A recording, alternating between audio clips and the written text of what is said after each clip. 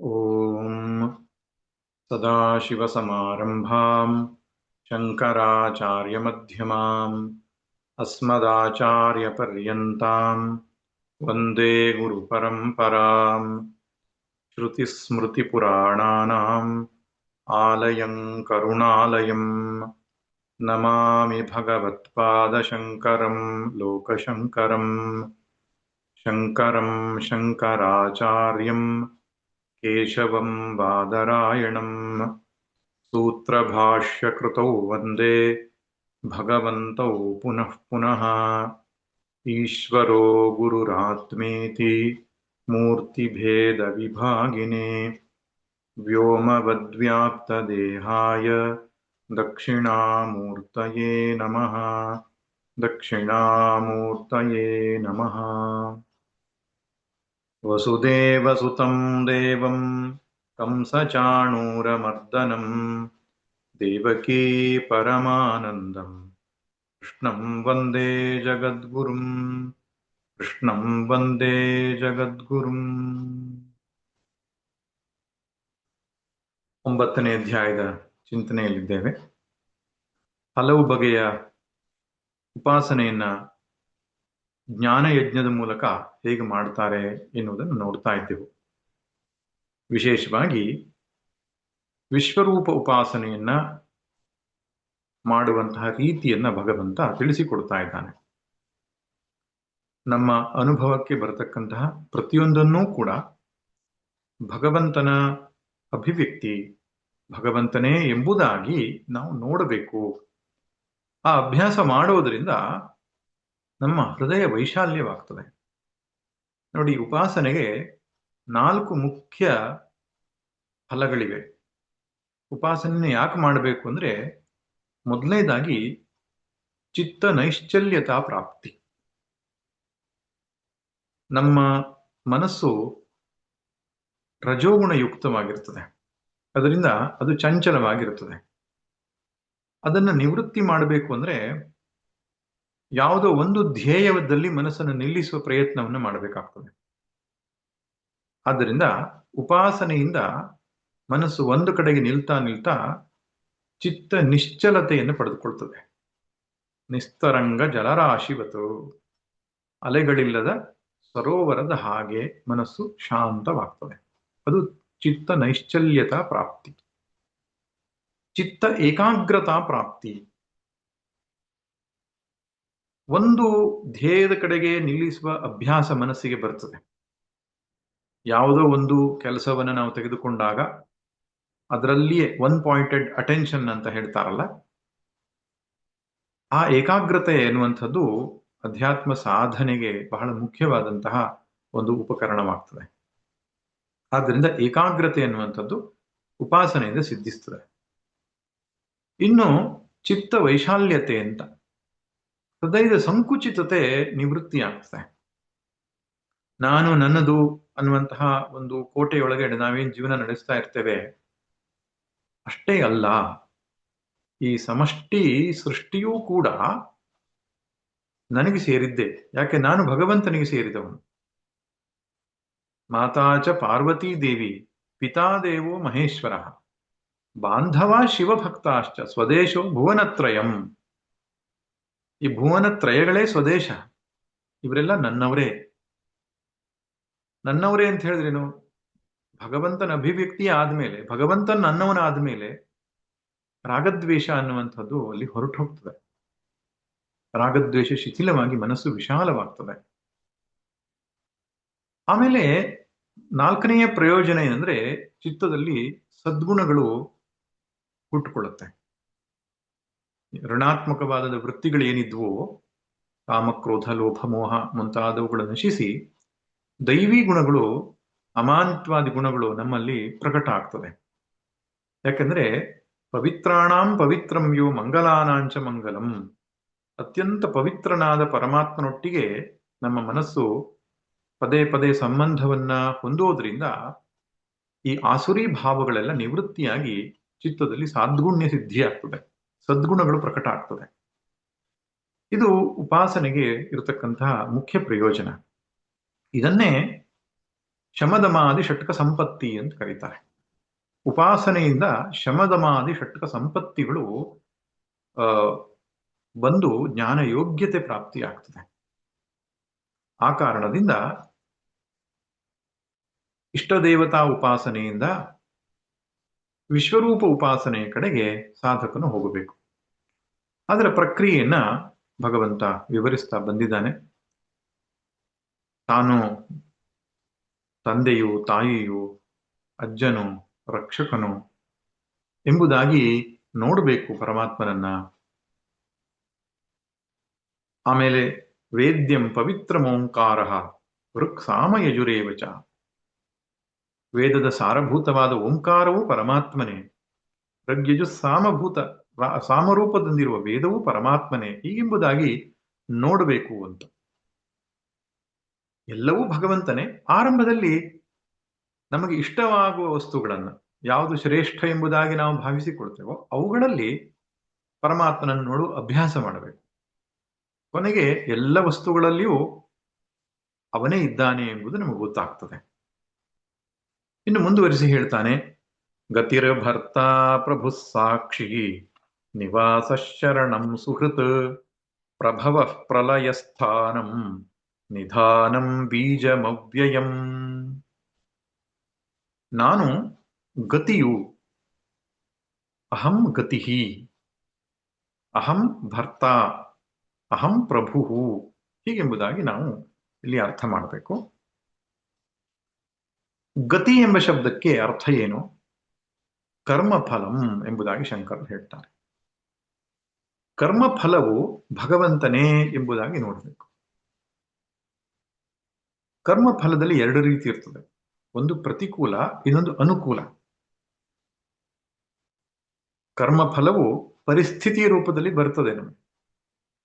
ಪರಿಸ್ಥಿತಿ ಅನುಕೂಲಕರವಾಗಿದ್ರೆ ಸುಖ, ಪ್ರತಿಕೂಲಕರವಾಗಿದ್ರೆ ದುಃಖ ಉಂಟಾಗ್ತದೆ ನಮಗೆ. ಆದರೆ ಸಾಧಕನಾದವನು ಈ ಎರಡೂ ರೀತಿಯ ಪರಿಸ್ಥಿತಿಯನ್ನ ಭಗವಂತನ ಅಭಿವ್ಯಕ್ತಿ ಎಂಬುದಾಗಿ ನೋಡಬೇಕು ಅಂತ. ಕೆಲವೊಮ್ಮೆ ನಾವು ಇಚ್ಛಿಸಿದಂತೆ ಆಗ್ತದೆ, ಅವನಿಚ್ಛೆ ಎಂಬುದಾಗಿ ಸ್ವೀಕಾರ ಮಾಡಬೇಕು. ನಾವು ಇಚ್ಛಿಸಿದಂತೆ ಆಗುವುದಿಲ್ಲ, ಆಗ್ಲೂ ಕೂಡ ಅವನಿಚ್ಛೆ ಎಂಬುದಾಗಿ ಸ್ವೀಕಾರ ಮಾಡಬೇಕು. ಆದ್ದರಿಂದ ಅದಕ್ಕೆ ಪ್ರಸಾದ ಬುದ್ಧಿ ಎಂಬುದಾಗಿ ಕರೀತಾರೆ. ದೇವಸ್ಥಾನದಲ್ಲಿ ದೇವರ ಪ್ರಸಾದ ಯಾವುದೊಂದು ಪ್ರಸಾದ ನಮಗೆ ಸಿಗ್ತದೋ ಅದರ ಕಣ್ಣಿಗೆ ಒತ್ತಿ ತಕ್ಕೊಳ್ತೇವೆ ನಾವು. ಅದರಲ್ಲಿ ಯಾವುದೇ ರಾಗದ್ವೇಷ ಇಲ್ಲ, ಇಷ್ಟವಾದ ಪ್ರಸಾದ, ಅನಿಷ್ಟವಾದ ಪ್ರಸಾದ ಆಯ್ಕೆ ಇಲ್ಲ. ಗುರುಗಳ ಬಳಿಯಲ್ಲಿಯೋ ಹಣ್ಣನ್ನ ಏನೋ ನಾವು ತೆಗೆದುಕೊಳ್ಳಿಕ್ಕೆ ನಿಂತ್ಕೊಂಡಾಗ ನನಗೆ ಆ ಹಣ್ಣು ಬೇಡ, ಮಾವಿನ ಹಣ್ಣು ಕೊಡಿ ಅಂತ ಕೇಳಬಾರ್ದು, ಅಥವಾ ಇಂಥದ್ದೇ ಹಣ್ಣು ಕೊಡಿ ಅಂತ ಕೇಳಬಾರ್ದು. ಏನು ಕೊಡ್ತಾರೋ ಅದು ಪ್ರಸಾದ. ಹಾಗೆ ನಾವು ಭಗವದ್ ಆರಾಧನಾ ಬುದ್ಧಿಯಿಂದ ಜೀವನವನ್ನ ಸವಿಸುತ್ತಿರುವಾಗ ಬದುಕಿನಲ್ಲಿ ಏನು ಬರ್ತದೋ ಅದು ಭಗವಂತನ ಸ್ವರೂಪ ಎಂಬುದಾಗಿ ಸ್ವೀಕಾರ ಮಾಡಬೇಕು. ಆದ್ದರಿಂದ ಗತಿಹಿ ಎಂಬ ಶಬ್ದವನ್ನು ಬಳಸಿದ್ದಾನೆ. ಇನ್ನು ಮುಂದಿನ ಶಬ್ದ ಭರ್ತ ಅಂತ ಹೇಳ್ತಾನೆ. ಭರ್ತ ಎಂಬ ಶಬ್ದಕ್ಕೆ ಪೋಷ್ಟ.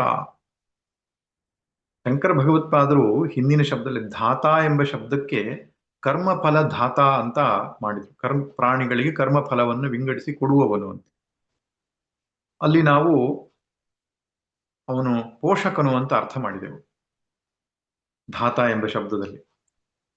ಇಲ್ಲಿ ಭರ್ತ ಎಂಬ ಶಬ್ದಕ್ಕೆ ಪೋಷಕ ಎಂಬ ಅರ್ಥವನ್ನು ಕೊಟ್ಟಿದ್ದಾರೆ.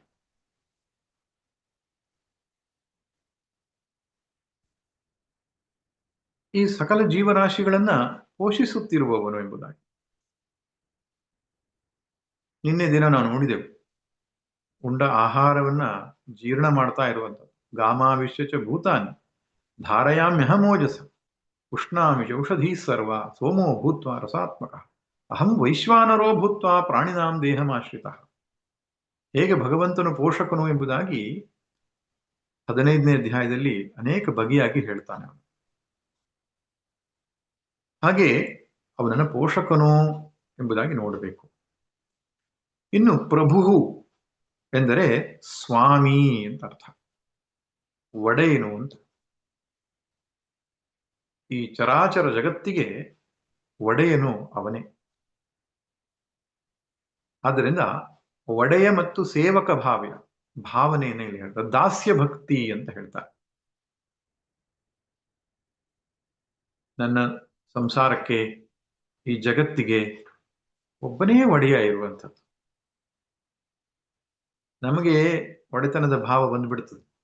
ನಾನು ಮನೆ ಕಟ್ಟಿದ್ದೇನೆ, ನಾನು ಈ ಮನೆಗೆ ಯಜಮಾನ ಅಂತ ಭಾವ ಬಂದ್ಬಿಡ್ತದೆ ಅಂತ ತಿಳ್ಕೊಂಡು ಹಿರಿಯರು ಏನ್ ಮಾಡಿದ್ರು, ಗೃಹ ಪ್ರವೇಶದ ಸಂದರ್ಭದಲ್ಲಿ ದೇವರನ್ನ ಮನೆಗೆ ಮೊದಲು ತಗೊಂಡು ಬರಬೇಕು.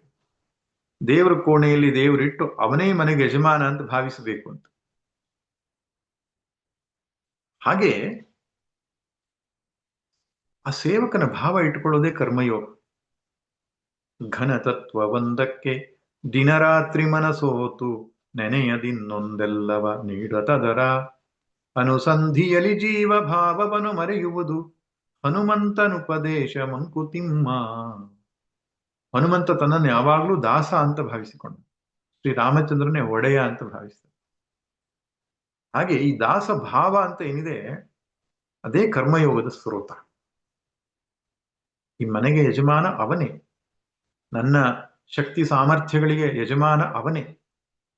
ನಿಮಿತ್ತ ಮಾತ್ರಂ ಭವ ಸವ್ಯಸಾಚಿನ್. ನೀನು ನಿಮಿತ್ತ ಮಾತ್ರ ಕಣಯ್ಯ ಅರ್ಜುನ, ನಾನೇ ಎಲ್ಲ ಮಾಡಿಸ್ತಾ ಇದ್ದೇನೆ. ಆದ್ರಿಂದ ಭಗವಂತನು ಪ್ರಭು ಎಂಬುದಾಗಿ, ಸ್ವಾಮಿ, ಒಡೆಯ, ಯಜಮಾನ ಎಂಬುದಾಗಿ ನೋಡಬೇಕು. ಇನ್ನು ಸಾಕ್ಷಿ ಎಂಬುದಾಗಿ ಹೇಳ್ತಾನೆ. ಪ್ರಾಣಿನಾಂ ಕೃತ್ಯ ಅಕೃತ್ಯಸ್ಯ. ಪ್ರಾಣಿಗಳು ಮಾಡುವಂತಹ ಕೃತ್ಯ ಎಂದರೆ ಮಾಡುವಂತಹ ಕರ್ಮ, ಅಕೃತ್ಯ ಅಂದ್ರೆ ಬಿಡುವಂತಹ ಕರ್ಮ. ವಿಧಿ ಮತ್ತು ನಿಷೇಧ ಏನೇನು ನಮ್ಮ ಜೀವನದಲ್ಲಿ ನಡೀತದೋ, ತಪ್ಪು ಒಪ್ಪು ಅಂತ ನಾವು ಹೇಳ್ತೇವೆ, ಅದೆಲ್ಲದಕ್ಕೂ ಸಾಕ್ಷಿಯಾಗಿ, ಕರ್ಮ ಸಾಕ್ಷಿಯಾಗಿ ಭಗವಂತನಿದ್ದಾನೆ ಅಂತ ಭಾವಿಸಬೇಕು ಅಂತ.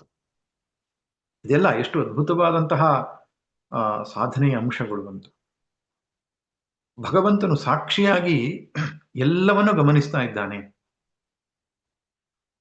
ನನ್ನ ಹೊರಗಡೆಗೆ ನಾನು ಮಾಡುವ ಕರ್ಮಗಳಲ್ಲ, ನನ್ನ ಒಳಗಡೆಗೆ ನಡೆಯುವ ಆಲೋಚನೆಗಳು ಕೂಡ, ಒಳಿತು ಕೆಡುಕು ಪ್ರತಿಯೊಂದನ್ನು ಭಗವಂತ ಗಮನಿಸ್ತಾ ಇದ್ದಾನೆ, ಅವನು ಸಾಕ್ಷಿ ಸ್ವರೂಪದಲ್ಲಿದ್ದಾನೆ ಅಂತ ಒಂದು ಭಾವನೆ ನಮ್ಮ ಮನಸ್ಸಿನಲ್ಲಿ ಉಳಿದರೆ ಮನುಷ್ಯ ತಪ್ಪು ಮಾಡುವುದಕ್ಕೆ ಹಿಂಜರಿತಾನೆ. ಸಾಮಾನ್ಯವಾಗಿ ತಪ್ಪು ಮಾಡುವುದು ಯಾರೂ ಕಾಣದ ಜಾಗದಲ್ಲಿ, ಸಮಾಜಕ್ಕೋ ಜನರಿಗೂ ಹೆದರಿ ಮನುಷ್ಯ ತಪ್ಪು ಮಾಡುವುದನ್ನು ಅದುಮಿ ಹಿಡ್ಕೊಂಡಿರ್ತಾನೆ. ಆದ್ರೆ ಏಕಾಂತದಲ್ಲಿ ತಪ್ಪು ಮಾಡ್ತಾನೆ, ತಾನೊಬ್ಬನೇ ಇರುವಾಗ ತಪ್ಪುಗಳನ್ನು ಮಾಡ್ತಾನೆ. ಆ ಸಂದರ್ಭದಲ್ಲಿ ಈ ಕಲ್ಪನೆಯೊಂದನ್ನು ತಂದು ಬಿಟ್ರೆ, ಇಲ್ಲಿ ನಾನು ಒಬ್ಬನೇ ಇಲ್ಲ, ಸಾಕ್ಷಿಯಾದ ಪರಮಾತ್ಮನ ಕಣ್ಣು ನೋಡ್ತಾ ಇದೆ. ಇದಕ್ಕೆ ಉತ್ತಮ ಉದಾಹರಣೆ ಏನಪ್ಪಾ ಅಂದ್ರೆ, ಟಿವಿ ಸೀರಿಯಲ್ಗಳಲ್ಲಿ ಕೆಲವು ಕಾರ್ಯಕ್ರಮಗಳು ಬರುತ್ತೆ. ಈ ಬಿಗ್ ಬಾಸ್ ಅನ್ನುವಂಥ ಪ್ರೋಗ್ರಾಮ್ ಬರುತ್ತೆ. ಅದರಲ್ಲಿ ಎಲ್ಲಾ ಕಡೆ ಕ್ಯಾಮರಾ ಇಟ್ಟಿರ್ತಾರೆ. ಅವನು ಏನ್ ಮಾಡಿದ್ರು ಕೂಡ ಯಾವುದೋ ಒಂದು ಕಣ್ಣು ಕಾಣ್ತಾ ಇರ್ತದಂತೆ. ಅಂತ ಸಂದರ್ಭದಲ್ಲಿ ಬಹಳ ಎಚ್ಚರಿಕೆಯಿಂದ ಇರ್ತಾನೆ ಮನುಷ್ಯ. ಹಾಗೆ ಎಲ್ಲಾ ಕಡೆ ಕ್ಯಾಮರಾ ಇಟ್ಟಿದ್ದಾರೇನೋ ಎನ್ನುವ ರೀತಿಯಲ್ಲಿ ಮನುಷ್ಯ ಜೀವನ ನಡೆಸಬೇಕು ಅಂತ. ಹಾಗಾದ್ರೆ ಅಷ್ಟು ಹೆದರ್ಕೊಂಡು ಬದುಕಬೇಕಂತ ಹಾಗಲ್ಲ. ಧರ್ಮವನ್ನ ನಾವು ಆಚರಿಸಿದ್ರೆ, ಧರ್ಮದ ಜೀವನವನ್ನು ಮಾಡಿದ್ರೆ ಭಗವಂತ ಮೆಚ್ಚಿಕೊಳ್ತಾನೆ, ಇಷ್ಟಪಡ್ತಾನೆ. ಅಧರ್ಮವನ್ನ ಭಗವಂತ ಇಚ್ಛಿಸೋದಿಲ್ಲ ಅಂತ ನಮ್ಗೆ ಗೊತ್ತಿದೆ ಎಲ್ರು. ಆದ್ರಿಂದ ಅಧರ್ಮವನ್ನ ಮಾಡೋದಕ್ಕೆ ನಾವು ಹಿಂಜರಿತೇವೆ, ಧರ್ಮವನ್ನ ಧೈರ್ಯದಿಂದ ಆಚರಿಸ್ತೇವೆ. ಬಹಳ ಸಂತೋಷವೇ ಆಗ್ತದೆ ನಮಗೆ. ಯಾಕೆ? ದೇವ್ರು ನೋಡ್ತಾ ಇದ್ದಾನಲ್ಲ, ನನ್ನ ಜಪ ಮಾಡೋದು ನೋಡ್ತಾ ಇದ್ದಾನೆ, ಪೂಜೆ ಮಾಡೋದು ನೋಡ್ತಾ ಇದ್ದಾನೆ, ಸತ್ಯವನ್ನು ಹೇಳೋದು ನೋಡ್ತಾ ಇದ್ದಾನೆ. ನಮಗೆ ಭಯ ಆಗಲ್ಲ, ಸಂತೋಷ ಆಗ್ತದೆ. ಧರ್ಮಿಯಾದವನಿಗೆ ಸಾಕ್ಷಿ ಸ್ವರೂಪನಾಗಿದ್ದಾನೆ ಅಂತ ಅಂದುಕೊಂಡ್ರೆ ಸಂತೋಷವಾಗ್ತದೆ, ಧೈರ್ಯ ಇರ್ತದೆ. ಅಧರ್ಮಿಯಾದವನಿಗೆ ಭಯ ಉಂಟಾಗ್ತದೆ, ಅದರಿಂದ ಅವನು ನಿವೃತ್ತಿ ಆಗ್ತಾನೆ. ಆದ್ದರಿಂದ ಕರ್ಮಸಾಕ್ಷಿಯು ಪರಮಾತ್ಮನು ಎಂಬುದಾಗಿ ಭಾವಿಸಬೇಕು. ನಿವಾಸ ಅಂತ ಹೇಳ್ತಾನೆ. ನಿವಾಸ ಅಂದ್ರೆ ಯಸ್ಮಿನ್ ಪ್ರಾಣಿನಃ ನಿವಸಂತಿ. ಎಲ್ಲಾ ಜೀವರಾಶಿಗಳು ಎಲ್ಲಿ ವಾಸಿಸ್ತಾ ಇದೆಯೋ ಅದು ನಿವಾಸ. ಅವನೇ ವಾಸುದೇವ, ಭಗವಂತ. ನಾವೆಲ್ಲರೂ ನಮ್ಮ ನಮ್ಮ ಮನೆಯಲ್ಲಿ ವಾಸ ಮಾಡ್ತಾ ಇದ್ದೇವೆ ಅಂತ ನಾವು ಭಾವಿಸ್ಕೊಂಡಿದ್ದೇವೆ. ಆದ್ರೆ ನಮ್ಮ ಮನೆಗಳೆಲ್ಲ ಎಲ್ಲಿ ಇದೆ? ಪೃಥ್ವಿಯ ಮೇಲಿದೆ. ಪೃಥ್ವಿ ಎಲ್ಲಿದೆ? ಪಂಚಭೂತಗಳಲ್ಲಿ ಹಿಂದಕ್ಕೆ ಹೋಗ್ತಾ ಇದ್ರೆ ಆಕಾಶದಲ್ಲಿದೆ. ಆಕಾಶ ಎಲ್ಲಿದೆ? ಸೂಕ್ಷ್ಮ ಪಂಚತತ್ವಗಳಲ್ಲಿದೆ. ಸೂಕ್ಷ್ಮ ಪಂಚತತ್ವ ಎಲ್ಲಿದೆ? ಮೂಲ ಪ್ರಕೃತಿಯಲ್ಲಿದೆ. ಮೂಲ ಪ್ರಕೃತಿ ಎಲ್ಲಿದೆ? ಸರ್ವಾಶ್ರಯನಾದ ಸರ್ವಾಧಾರನಾದಂತಹ ಭಗವಂತನಲ್ಲಿದೆ. ಆದ್ದರಿಂದ ನಮಗೆಲ್ಲರಿಗೂ ಆಶ್ರಯ ಭಗವಂತನೇ. ಆದ್ದರಿಂದ ನಿವಾಸ ಅಂತ ಅರ್ಥ. ನಮ್ಮ ನಿಜವಾದ ಮನೆ ಯಾವುದು? ಭಗವಂತನೇ ನಮ್ಮ ಮನೆ. ಅದಕ್ಕೆ ಪುರಂದರರು ಹೇಳಿದ್ದು, ಅಲ್ಲಿದೆ ನಮ್ಮ ಮನೆ, ಇಲ್ಲಿ ಬಂದೆ ಸುಮ್ಮನೆ. ಇದು ನಿಜವಾಗಿ ನಮ್ಮ ಮನೆ ಭಗವಂತನೇ.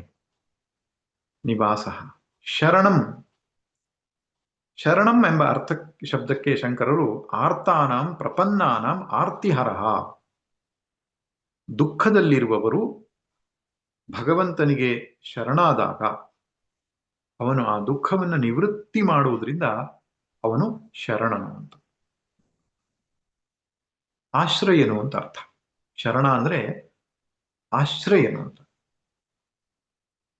ಬಿಸಿಲಿನಲ್ಲಿ ಬಳಲಿ ದುಃಖಿಯಾಗಿದ್ದೊಬ್ಬ ವ್ಯಕ್ತಿ ಬಂದ್ರೆ ಅವನಿಗೆ ಆಶ್ರಯ ಯಾವುದು? ತಂಪಾದ ನೆರಳು, ತಂಪಾದ ನೀರು. ಆದ್ದರಿಂದ ಆ ವೃಕ್ಷದ ಆಶ್ರಯದಲ್ಲಿ ಅವನು ಸಮಾಧಾನವನ್ನು ಹೊಂದುತ್ತಾನೆ. ಭಯಭೀತನಾಗಿದ್ದಾನೆ ಒಬ್ಬ ವ್ಯಕ್ತಿ, ಯಾರೋ ಅಟ್ಟಿಸಿಕೊಂಡು ಬಂದಿದ್ದಾರೆ. ಪೊಲೀಸರು ಯಾರೋ ಅವನಿಗೆ ಧೈರ್ಯ ಕೊಡುವ ವ್ಯಕ್ತಿ ಎದುರಿಗೆ ಬಂದ್ಬಿಟ್ಟಿದ್ರು. ಆವಾಗ ಅವನು ಅವರಲ್ಲಿ ಆಶ್ರಯವನ್ನು ಪಡಿತಾನೆ. ಅವಾಗ ಅವನ ಭಯ ನಿವೃತ್ತಿ ಆಗ್ತದೆ.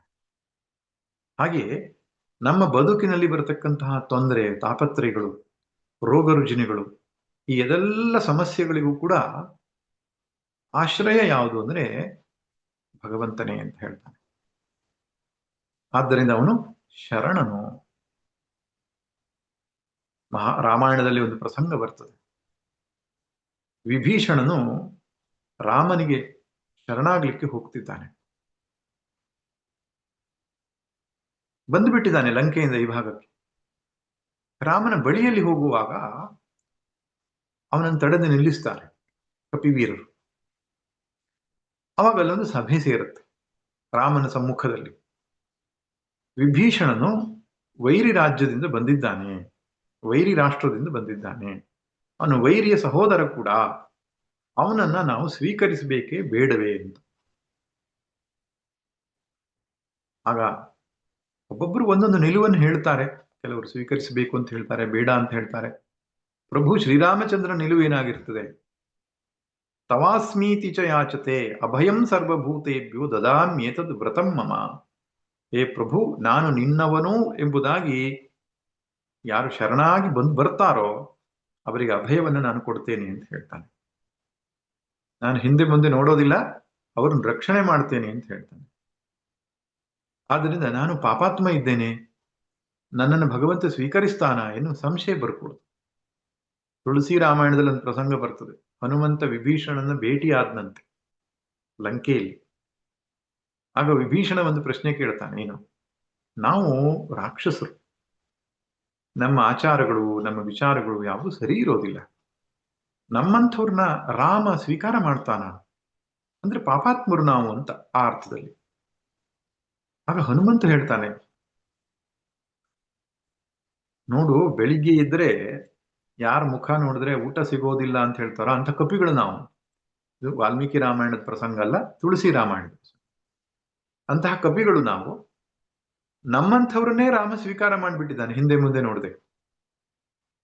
ಆದ್ದರಿಂದ ಭಕ್ತಿಯಿಂದ ನೀನು ಶರಣಾದರೆ ರಾಮ ನಿನ್ನನ್ನು ಸ್ವೀಕಾರ ಮಾಡ್ತಾನೆ ಅಂತ ಹೇಳ್ತಾನೆ, ಅಭಯವನ್ನು ಕೊಡ್ತಾನೆ ಅವನು. ಆ ಧೈರ್ಯದ ಮೇಲೆ ವಿಭೀಷಣ ಬರ್ತಾನೆ. ಆದ್ದರಿಂದ ನಮ್ಮ ಪಾಪಾತ್ಮರೋ ಪುಣ್ಯಾತ್ಮರೋ ಅದು ಭಗವಂತ ಲೆಕ್ಕ ತೆಗೆದುಕೊಳ್ಳಲ್ಲ. ಭಗವಂತನಿಗೆ ಬೇಕಾಗದು ಏನು? ಶರಣಾಗತಿ. ನಾನು ನಿನ್ನವನು ಎನ್ನುವ ಭಾವ, ಪ್ರಪತ್ತಿ ಅಂತ ಹೇಳ್ತಾರೆ. ಸಂಪೂರ್ಣವಾಗಿ ಅನ್ಯಥಾ ಶರಣಂ ನಾಸ್ತಿ ತ್ವಮೇವ ಶರಣಂ ಮಮ. ತಸ್ಮಾತ್ ಕಾರುಣ್ಯ ಭಾವೇನ. ಆ ಕಾರುಣ್ಯ ಭಾವ ಅಂತ ಹೇಳ್ತಾರೆ. ಕೃಪೆ, ಸಂಪೂರ್ಣವಾದಂತಹ ಒಂದು ಆಶ್ರಯವನ್ನ ಬೇಡುವ ಮನಸ್ಥಿತಿ. ಭಗವಂತ ಅವರನ್ನು ಸ್ವೀಕಾರ ಮಾಡ್ತಾನೆ. ಭಗವಂತ ಸ್ವೀಕಾರ ಮಾಡದಿದ್ರೆ ಇನ್ಯಾರು ಸ್ವೀಕಾರ ಮಾಡಬೇಕು? ಆದ್ದರಿಂದ ಅವನೇ ಶರಣನು ಎಂಬುದಾಗಿ ಭಗವಂತ ಹೇಳ್ತಾನೆ. ನಾನೇ ಶರಣನು, ಅದರಿಂದ ನನಗೆ ಶರಣಾಗು ಎಂಬುವ ಸೂಚನೆ. ಸುಹೃತ್ ಎಂಬ ಶಬ್ದವನ್ನು ಬಳಸ್ತಾ ಇದ್ದಾನೆ. ನಾನು ಸುಹೃತ್ ಅಂತ. ಸುಹೃತ್ ಎಂಬ ಶಬ್ದ ಹಿಂದೊಮ್ಮೆ ಕೂಡ ಬಂದಿತ್ತು. ಭಗವದ್ಗೀತೆಯ 6ನೇ ಅಧ್ಯಾಯದ ಪ್ರಸಂಗದಲ್ಲಿ 9 ರೀತಿಯ ಜನರನ್ನ ಹೇಳುವಾಗ ಅವನು ಸುಹೃತ್ ಎಂಬ ಶಬ್ದವನ್ನು ಬಳಸಿದ.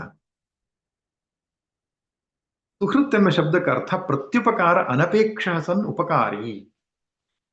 ಪ್ರತ್ಯುಪಕಾರವನ್ನು ಬಯಸದೆ ಉಪಕಾರ ಮಾಡುವವನು ಅಂತ. ಬಹಳ ಸುಂದರವಾದ ಶಬ್ದ ಭಗವಂತನಿಗೆ. ನೋಡಿ, ಮಿತ್ರ ಅನ್ನುವಂತಹ ಒಂದು ಶಬ್ದ ಇದೆ, ಸ್ನೇಹಿತ ಅನ್ನುವ ಶಬ್ದ ಇದೆ. ಅದು ಮತ್ತು ಸುಹೃತ್ ಎಂಬುದು ಸಮಾನಾರ್ಥಕ ಅಲ್ಲ. ಮಿತ್ರ ಅಂದ್ರೆ ಏನರ್ಥ, ಸ್ನೇಹಿತ ಅಂದ್ರೆ ಏನರ್ಥ ಅಂದ್ರೆ ಪ್ರತ್ಯುಪಕಾರವನ್ನು ಅಪೇಕ್ಷಿಸಿ ಉಪಕಾರ ಮಾಡುವವನು. ಇವತ್ತು ನಾನು ನಿನಗೆ ಸಹಾಯ ಮಾಡ್ತೇನೆ, ಯಾಕಂದ್ರೆ ಮುಂದೆ ಯಾವಾಗಾದ್ರೂ ನೀನು ನನಗೆ ಸಹಾಯ ಮಾಡ್ತೀಯಾ. ಆದ್ರೆ ಸುಹೃತ್ ಹಾಗಲ್ಲ, ಪ್ರತ್ಯುಪಕಾರವನ್ನ ಅಪೇಕ್ಷಿಸದೆ ಉಪಕಾರ ಮಾಡುವವನು. ಹಾಗೇನಾದ್ರೂ ದೇವರು ಪ್ರತ್ಯುಪಕಾರ ಅಪೇಕ್ಷಿಸಿ ಉಪಕಾರ ಮಾಡಿದ್ದಿದ್ರೆ, ನಾವು ಅವನಿಗೆ ಪೂಜೆ ಮಾಡದೇ ಇದ್ರೆ, ಜಪ ಮಾಡದೇ ಇದ್ರೆ, ಅವನ ಆರಾಧನೆ ಮಾಡದಿದ್ರೆ, water cut, air cut, space cut ಮಾಡ್ಬಿಡ್ತಿದ್ದ. ಸೂರ್ಯನ ರಶ್ಮಿಯನ್ನು ಕಟ್ ಮಾಡಿಬಿಡ್ತಿದ್ದ. ಯಾಕೆ? ಇವನು ನಾನು ಪೂಜೆ ಮಾಡ್ತಾ ಇಲ್ಲ, ಆದ್ರಿಂದ ನಾಳೆಯಿಂದ ನನಗೆ ಸೂರ್ಯ ರಶ್ಮಿ ಕೊಡಲ್ಲ, ಅವನಿಗೆ ಏರ್ ಸಪ್ಲೈ ಮಾಡಲ್ಲ ನಾನು. ಹಾಗೆ ಭಗವಂತ ಮಾಡಲ್ಲ. ನೀನು ಎಂಥವನೇ ಆಗಿದ್ದರೂ ಕೂಡ, ಭಗವಂತನ ಆರಾಧಕನೋ ಅಥವಾ ನಾಸ್ತಿಕನೋ, ಭಗವಂತನ ಕೃಪೆ ಅವನ ಮೇಲೆ ಇದ್ದೇ ಇರ್ತದೆ. ಯಾಕೆ? ಅದು ಭಗವಂತನ ಸ್ವಭಾವ, ಸುಹೃತ್ ಅಂತ ಕರೀತಾರೆ. ನಾವು ದೇವರನ್ನ ಪೂಜೆ ಮಾಡೋದ್ರಿಂದ ದೇವರಿಗೆ ನಷ್ಟವೂ ಲಾಭವೂ ಏನೂ ಇಲ್ಲ. ಇವತ್ತು ದೇವರಿಗೆ ಪೂಜೆ ಮಾಡಲಿಲ್ಲ, ದೇವರಿಗೆ ಸಿಟ್ಟು ಬರ್ತದ? ದೇವರಿಗೆ ಸಿಟ್ಟು ಬರಲ್ಲ. ನಾವು ಕೊಡುವಂತಹ ನೈವೇದ್ಯವೋ, ನಾವು ಮಾಡ್ತಕ್ಕಂತಹ ಅಭಿಷೇಕವೋ, ನಾವು ಮಾಡ್ತಕ್ಕಂತಹ ಹೂವೋ, ಅದರಿಂದ ಭಗವಂತನಿಗೆ ಆಗ್ಬೇಕಾದ್ದೇನಿಲ್ಲ. ಸಕಲ ಸೃಷ್ಟಿ ಅಧಿಪತಿಯಾದ ಅವನಿಗೆ ನಾವೇನು ಕೊಡ್ಲಿಕ್ಕೆ ಸಾಧ್ಯ? ಹಾಗಾದ್ರೆ ಪೂಜೆ ಮಾಡೋದು ಯಾಕೆ? ನನ್ನ ಪಾಪಕ್ಷಯಕ್ಕೆ. ನಿತ್ಯ ಸ್ನಾನ ಮಾಡದಿದ್ರೆ ನನ್ನ ಮೈ ನಾರತ್ತಲ್ಲ, ನನ್ನ ಮೈ ವಾಸನೆ ಬರ್ತದಲ್ಲ. ಹಾಗೆ ನಿತ್ಯ ಮನಸ್ಸಿಗೆ ಸ್ನಾನ ಮಾಡಿಸುವ ಪ್ರಕ್ರಿಯೆ ಅದು ಪೂಜೆ, ಅದು ಜಪ, ನಮ್ಮ ಪಾಪಕ್ಷಯವನ್ನು ಮಾಡ್ಕೊಳ್ಳೋದಿಕ್ಕೆ. ಆದ್ದರಿಂದ ಪೂಜೆ ಮಾಡಲಿಲ್ಲ ಎನ್ನೋ ಕಾರಣಕ್ಕೆ ದೇವರು ನಮ್ಗೆ ಶಿಕ್ಷಿಸಿ ಬಿಡ್ತಾನೆ ಅಂತ ಅಂದ್ಕೊಳ್ಬಾರ್ದು. ಹಾಗಾದ್ರೆ ಪೂಜೆ ಮಾಡದೆ ಬಿಟ್ಟು ಬಿಡೋಣವಾ ಅಂದ್ರೆ ಹಾಗಲ್ಲ. ಯಾಕೆ? ನಮ್ಮ ಪಾಪ ಕ್ಷಯ ಆಗುವುದಕ್ಕೆ ದಾರಿ ಯಾವುದು? ಮತ್ತೆ ಅದಕ್ಕೆ ನಿತ್ಯ ನೈಮಿತ್ತಿಕ ಕರ್ಮಗಳನ್ನ ಮಾಡುವುದರಿಂದ ಪ್ರತಿನಿತ್ಯವೂ ನಾವು ಮಾಡತಕ್ಕಂತಹ ತಪ್ಪುಗಳು ಕ್ಷಮಿಸಲ್ಪಡುತ್ತೆ, ಕ್ಷಯಿಸಲ್ಪಡುತ್ತೆ, ಪಾಪಕ್ಷಯವಾಗ್ತದೆ. ಪಾಪಕ್ಷಯವಾಗುವುದರಿಂದ ಮನಸ್ಸು ಸ್ವಸ್ಥವಾಗಿರುತ್ತೆ, ಆರೋಗ್ಯಕರವಾದ ಮನಸ್ಸಿರ್ತದೆ, ಬದುಕು ಸುಂದರವಾಗ್ತದೆ. ಆದ್ದರಿಂದ ದೇವರನ್ನು ಪೂಜೆ ಮಾಡದೇ ಇರೋದ್ರಿಂದ ಪಾಪ ವೃದ್ಧಿಯಾಗಿ ಮನಸ್ಸು ಅಸ್ವಸ್ಥವಾಗಿ ಬದುಕು ಕೆಟ್ಟು ಹೋಗುತ್ತೆ. ಅದಕ್ಕೆ ದೇವರು ಕಾರಣ ಅಲ್ಲ. We are not punished by the god, we are punished by our own ಕರ್ಮ, ಅವರ್ ಓನ್ ಆಕ್ಷನ್ಸ್. ಆದ್ದರಿಂದ ಅವನು ದೇವರಿಗಾಗಿ ನಾವು ಭಯಪಡಬೇಕಾಗಿಲ್ಲ. ದೇವರು ಕರುಣಾಸಾಗರ, ದಯಾಸಾಗರ. ಅವನು ಯಾರ ಮೇಲೂ ಕೋಪಗೊಳ್ಳುವವನಲ್ಲ. ಆದ್ದರಿಂದ ಅತ್ಯಂತ ಪ್ರೀತಿಯಿಂದ, ಅತ್ಯಂತ ಸ್ನೇಹದಿಂದ ನಾವು ಭಗವಂತನ ಆರಾಧನೆಯನ್ನು ಮಾಡಬೇಕೇ ಹೊರತು ಭಯದಿಂದಲ್ಲ. ಆದ್ದರಿಂದ ಅವನಿಗೆ ಸುಹೃತ್ ಎಂಬ ಶಬ್ದವನ್ನು ಬಳಸಿದ್ದಾನೆ. ಇದೆಲ್ಲ ಭಾವಗಳು, ಭಗವಂತನನ್ನ ನಾವು ನೋಡ್ತಕ್ಕಂಥ ಭಾವಗಳು. ಅವನನ್ನು ಸುಹೃತ್ ಎಂಬುದಾಗಿ ನೋಡಬೇಕು, ಶರಣ ಎಂಬುದಾಗಿ ನೋಡಬೇಕು, ನಿವಾಸ, ಸಾಕ್ಷಿ. ಈ ಭಾವಗಳನ್ನು ಇಟ್ಟುಕೊಂಡಾಗ ನಮ್ಮ ಅಂತಃಕರಣ ಶುದ್ಧವಾಗ್ತಾ ಹೋಗುತ್ತೆ. ಇನ್ನು ಪ್ರಭವ ಪ್ರಲಯ ಸ್ಥಾನಂ ಎಂಬ 3 ಶಬ್ದ ಬಳಸಿದ್ದಾರೆ. ಭಗವಂತನು ಪ್ರಭವನು ಅಂದ್ರೆ ಉತ್ಪತ್ತಿ, ಜಗತ್ತಿನ ಉತ್ಪತ್ತಿಯು ಅವನೇ. ಪ್ರಲಯ ಪ್ರಲೀಯಂತೆ ಅಸ್ಮಿನ್ ಇತಿ ಪ್ರಲಯ ಅಂದ್ರೆ ಕೊನೆಗೆ ಈ ಜಗತ್ತೆಲ್ಲವೂ ಅವನಲ್ಲಿ ಲಯವಾಗುತ್ತೆ. ಸ್ಥಾನಂ ತಿಷ್ಠತಿ ಇತಿ ಸ್ಥಾನಂ, ನಿಂತ್ಕೊಂಡಿರೋದು ಅವನಲ್ಲಿ. ಅಂದ್ರೆ ಬ್ರಹ್ಮ ವಿಷ್ಣು ಮಹೇಶ್ವರ ರೂಪನಾಗಿದ್ದೇನೆ ಅಂತ ಅರ್ಥ. ಸೃಷ್ಟಿ ಸ್ಥಿತಿ ಲಯಕರ್ತನಾಗಿ ನಾನೇ ಇರೋದು. ಬ್ರಹ್ಮ ಬೇರೆ, ವಿಷ್ಣು ಬೇರೆ, ಮಹೇಶ್ವರ ಬೇರೆ ಅಲ್ಲ. ಒಂದೇ ಪರಬ್ರಹ್ಮ ಪರಮಾತ್ಮ ತತ್ವವು ಮೂರು ಕಾರ್ಯವನ್ನ ಮಾಡುವುದರಿಂದ ಮೂರು ನಾಮಗಳು, ಮೂರು ರೂಪಗಳು. ಆದ್ರಿಂದ ಪ್ರಭವ, ಪ್ರಲಯ, ಸ್ಥಾನಂ. ಪ್ರಭವ ಅಂದ್ರೆ ಸೃಷ್ಟಿ, ಪ್ರಲಯ ಅಂದ್ರೆ ಪ್ರಳಯ, ಸ್ಥಾನಂ ಅಂದ್ರೆ ಸ್ಥಿತಿ. ಇದು ನಾನೇ, ಮೂರು ಕೂಡ ನಾನೇ ಮಾಡ್ತಾ ಇದ್ದೇನೆ, ನನ್ನಿಂದ ನಡೀತಾ ಇದೆ ಎಂಬುದಾಗಿ. ಆಮೇಲೆ ನಿಧಾನಂ ಎಂಬುದಾಗಿ ಕರೆದಿದ್ದಾನೆ. ನಿಧಾನ ಅಂದ್ರೆ ನಿಕ್ಷೇಪ ಅಂತ ಅರ್ಥ. ಇಡುವುದಕ್ಕಿರತಕ್ಕಂತಹ ಜಾಗ. ಯಾವುದು ನಿಕ್ಷೇಪ? ಕಾಲಾಂತರ ಭೋಗ್ಯಂ ಪ್ರಾಣಿನಾಂ. ಕಾಲಾಂತರದಲ್ಲಿ ಪ್ರಾಣಿಗಳು ಏನು ಕರ್ಮ ಫಲವನ್ನ ಅನುಭವಿಸ್ತವೋ ಆ ಕರ್ಮ ಫಲಗಳೆಲ್ಲ ಎಲ್ಲಿ ಇರ್ತದೆ? ಈಗ ಸಂಚಿತ ಕರ್ಮ ಅಂತ ನಾವು ಹೇಳ್ತೇವೆ. ಈಗ ನಾವು ಅನುಭವಿಸ್ತಾ ಇರೋದು ಪ್ರಾರಬ್ಧ ಕರ್ಮ. ಈ ಜನ್ಮದಲ್ಲಿ ನಾವು ಹೊಸದಾಗಿ ಸಂಗ್ರಹ ಮಾಡೋದು ಆಗಾಮಿ ಕರ್ಮ. ಆ ಆಗಾಮಿ ಕರ್ಮ ಹೋಗಿ ಸಂಚಿತದಲ್ಲಿ ಒಂದಾಗ್ತದೆ. ಆ ಸ್ಟೋರ್ ಹೌಸ್ ಯಾವುದು? ಕಂಪ್ಯೂಟರ್ ಅಲ್ಲಿ ನಾವು ಏನಾದ್ರೂ ಮೆಮೊರೀಸ್ಗಳನ್ನು ಇಟ್ಕೊಳ್ಬೇಕಾದ್ರೆ ಹಾರ್ಡ್ ಡ್ರೈವ್ ಅಂತ ಕರೀತಾರೆ. ಅದರಲ್ಲೆಲ್ಲ ಸ್ಟೋರ್ ಆಗಿರುತ್ತೆ. ಈ ಪ್ರತಿಯೊಂದು ಜೀವಿಯ ಕರ್ಮಗಳು ಕೂಡ ಒಂದು ಮಹಾ ಹಾರ್ಡ್ ಡ್ರೈವ್ ಅಲ್ಲಿ ಸ್ಟೋರ್ ಆಗಿರ್ತದೆ. ಅದ್ಯಾವುದು? ಅದೇ ಭಗವಂತ. ನಿಧಾನಂ ಅಂತ ಕರ್ತಿದ್ದಾನೆ. ಕಾಲಾಂತರದಲ್ಲಿ ಯಾವ ಕಾಲಕ್ಕೆ ಯಾವ ಫಲ ಸಿಗಬೇಕು ಅದು ಭಗವಂತ ಕೊಡ್ತಾನೆ. ಅದಕ್ಕೆ ಅವನಿಗೆ ಧಾತ ಎಂಬ ಶಬ್ದ ಕರೆದಿದ್ದಾನೆ ಹಿಂದಿನ ಶ್ಲೋಕದಲ್ಲಿ. ಅಂದ್ರೇನು ಧಾತ ಎಂಬ ಶಬ್ದಕ್ಕೆ? ಕರ್ಮಫಲಸ್ಯ ಪ್ರಾಣಿಭ್ಯೋ ವಿಧಾತ. ಯಾವ ಕಾಲಕ್ಕೆ ಯಾವ ಕರ್ಮ ಯಾರಿಗೆ ಸಿಗಬೇಕು ಎನ್ನುವುದನ್ನ ಅವನು ನಿಯಮಿಸಿದ್ದಾನೆ. ಆ ಪ್ರಕಾರವಾಗಿ ನಡೆಯುತ್ತೆ. ಆದರೆ ಆ ಕರ್ಮಗಳೆಲ್ಲ ಎಲ್ಲಿ ಸಂಗ್ರಹಿಸಲ್ಪಟ್ಟಿದೆ? ಭಗವಂತನಲ್ಲಿ. ಪುನಃ ನಿಧಾನಂ ಎಂಬ ಶಬ್ದದ ನಂತರ ಅವ್ಯಯಂ ಬೀಜಂ. ನಾನು ಅವ್ಯಯವಾದ ಬೀಜವು ಅಂತ ಹೇಳ್ತಾನೆ. ಅವ್ಯಯವಾದ ಬೀಜ ಅಂದ್ರೆ ನಾಶರಹಿತವಾದ ಬೀಜ. ಈ ಸೃಷ್ಟಿಯ ಬೀಜ ಯಾವುದು? ಅದು ಭಗವಂತನೇ. ಅದನ್ನ ಮೂಲ ಪ್ರಕೃತಿ ಎಂಬುದಾಗಿ ಕೂಡ ಕರೀತಾರೆ. ಮೂಲ ಪ್ರಕೃತಿಯು ಮಹಾಬೀಜ. ಅಲ್ಲಿ ಪ್ರತಿಯೊಬ್ಬ ಜೀವಿಯ ಕಾಮ ಕರ್ಮದ ಬೀಜ ನಿಹಿತವಾಗಿರ್ತದೆ.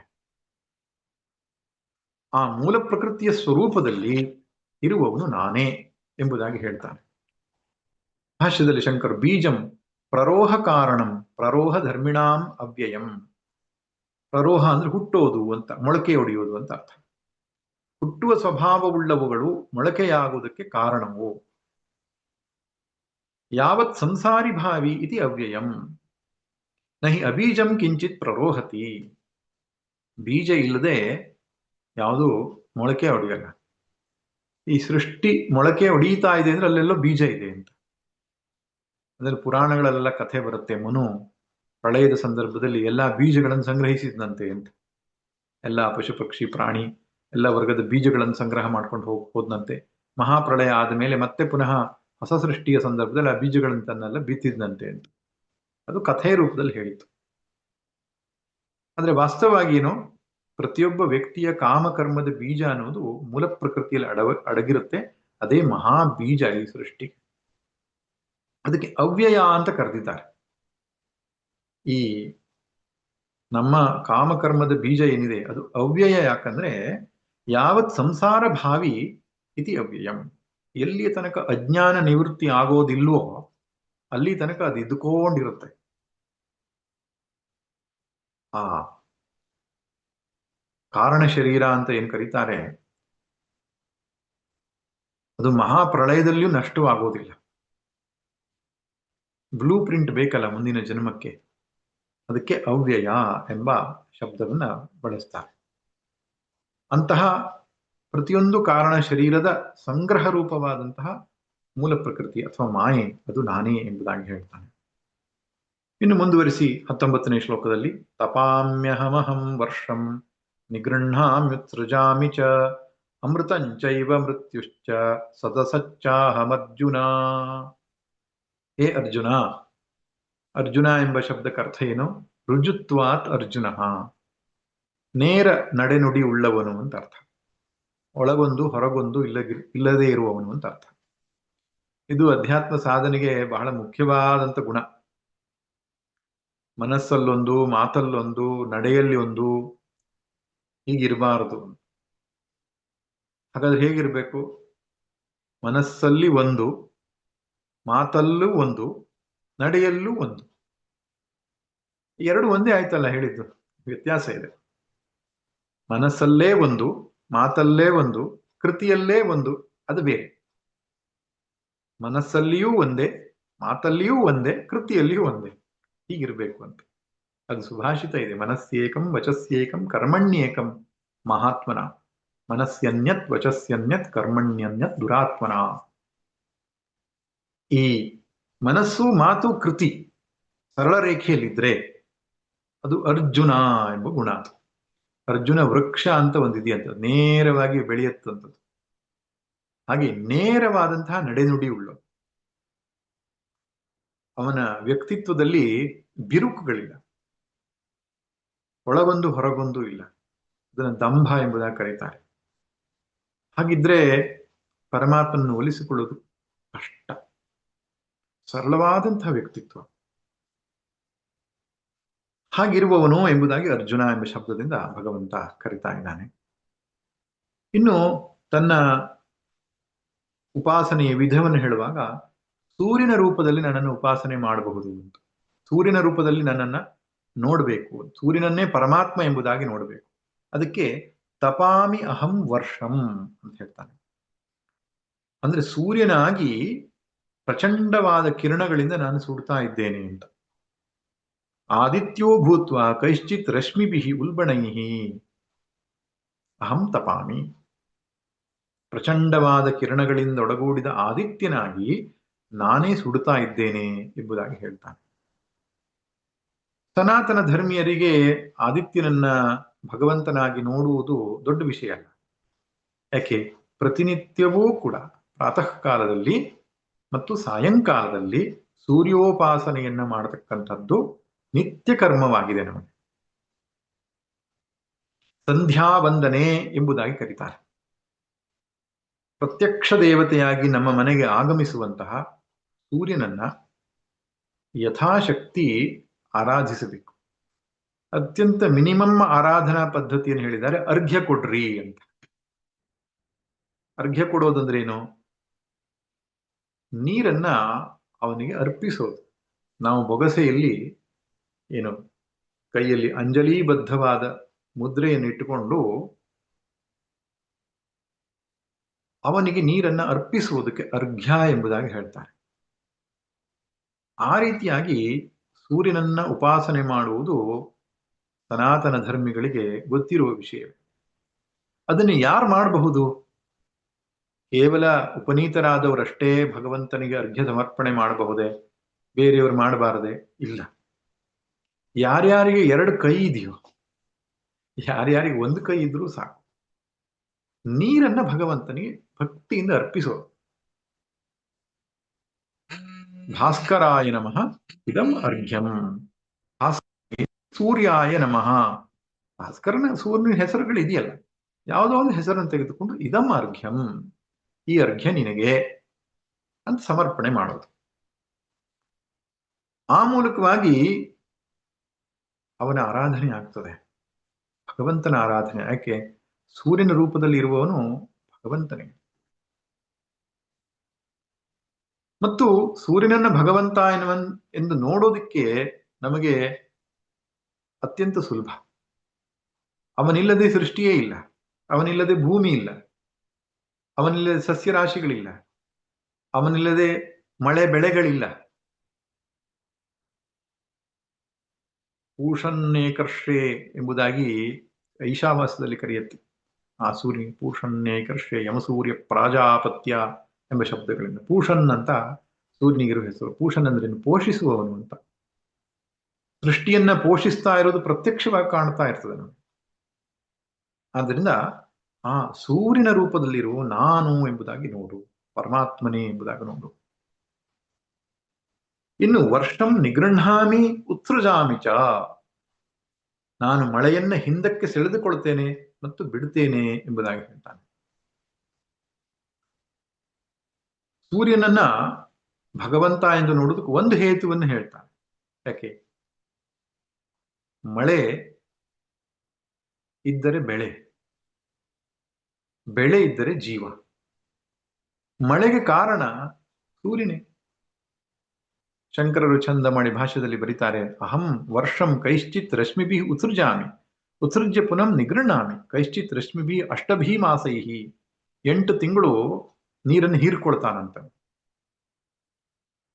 ನಿಜವಾಗಿ ಭಗವಂತನ ಅನುಗ್ರಹವನ್ನೆಲ್ಲ ಈ ಸಂದರ್ಭಗಳಲ್ಲಿ ನಾವು ಗ್ರಹಿಸ್ಕೊಳ್ಬೇಕು.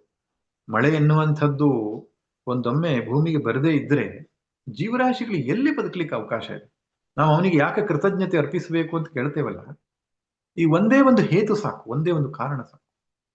8 ತಿಂಗಳುಗಳಲ್ಲಿ ಪ್ರಚಂಡವಾದಂತಹ ಬಿಸಿಲಿನ ಮೂಲಕವಾಗಿ ಸಮುದ್ರ ನೀರನ್ನು ಹೀರ್ಕೊಳ್ತಾನೆ ಅವನು. ನಮಗೇನಾದ್ರೂ ಪಂಪ್ ಮಾಡ್ಲಿಕ್ಕೆ ಸಾಧ್ಯ ಇದೆಯೋ? ಅಷ್ಟು ನೀರನ್ನೇನಾದ್ರೂ ನಾವೇನಾದ್ರೂ ಮೇಲ್ ಕಳಿಸ್ಲಿಕ್ಕೆ ಸಾಧ್ಯ ಇದೆ? ಎಷ್ಟು ಬ್ಯಾರಲ್ ನೀರು ಬೇಕಾಗ್ಬೋದು? ಆದ್ರೆ ನಮಗ್ ಕಣ್ಣಿಗೆ ಕಾಣಿಸಲ್ಲ, ನೀರು ಹೇಗೆ ಮೇಲಕ್ಕೆ ಹೋಗುತ್ತೆ ಅನ್ನೋದೇ ನಮ್ಗೆ ಗೊತ್ತಾಗಲ್ಲ. ಅದು ಮೋಡವಾಗಿ ವರ್ಷ ಋತುವಿನಲ್ಲಿ ಮಳೆ ಸುರಿಸಿದಾಗ, ಸಸ್ಯ ಶ್ಯಾಮಲೆಗಳು ಹಸಿರಾಗಿ ನಳನಳಿಸುವಾಗ ಭಗವದ್ ಅನುಗ್ರಹವನ್ನು ನೋಡ್ಲಿಕ್ಕೆ ಆಗೋದಿಲ್ಲವೇ? ಸೋಲಾರ್ ಎನರ್ಜಿ, ಬಹುಶಃ ಬದುಕಿನ ಎಲ್ಲಾ ಎನರ್ಜಿ ಸೋರ್ಸ್ಗಳು ಖಾಲಿ ಆದ್ರೆ ಖಾಲಿ ಆಗದೇ ಇರುವ ಎನರ್ಜಿ ಸೋರ್ಸ್ ಅದು. ಅದನ್ನೇನಾದ್ರೂ ಜಗತ್ತು ಉಪಯೋಗಿಸುವುದನ್ನು ಕಲ್ತುಕೊಂಡು ಬಿಟ್ರೆ ಭತ್ತದ ಶಕ್ತಿಯ ಸ್ರೋತ ಅದು, ಖಾಲಿಯಾಗದ ಶಕ್ತಿಯ ಸ್ರೋತ ಅದು ಸೂರ್ಯ. ಹೀಗೆ ಭಗವಂತನನ್ನ ನಾವು ನೋಡಿ ಆ ದಿವ್ಯವಾದಂತಹ ಅವನ ಮಹಿಮೆಯನ್ನ ಮನಸ್ಸಿಗೆ ತಂದುಕೊಳ್ಳಬೇಕು. ಮಳೆಯನ್ನ ಹಿಂದಕ್ಕೆ ಎಳೆದುಕೊಳ್ಳುವವನು ನಾನು, ಹಾಗೆ ಬಿಡುವವನು ನಾನೇ. ಮೋಡಗಳು ಅಲ್ಲಲ್ಲಿ ಮಳೆ ಸುರಿಸಬೇಕಾದ್ರೆ ದೇವರ ಅನುಗ್ರಹ ಬೇಕು.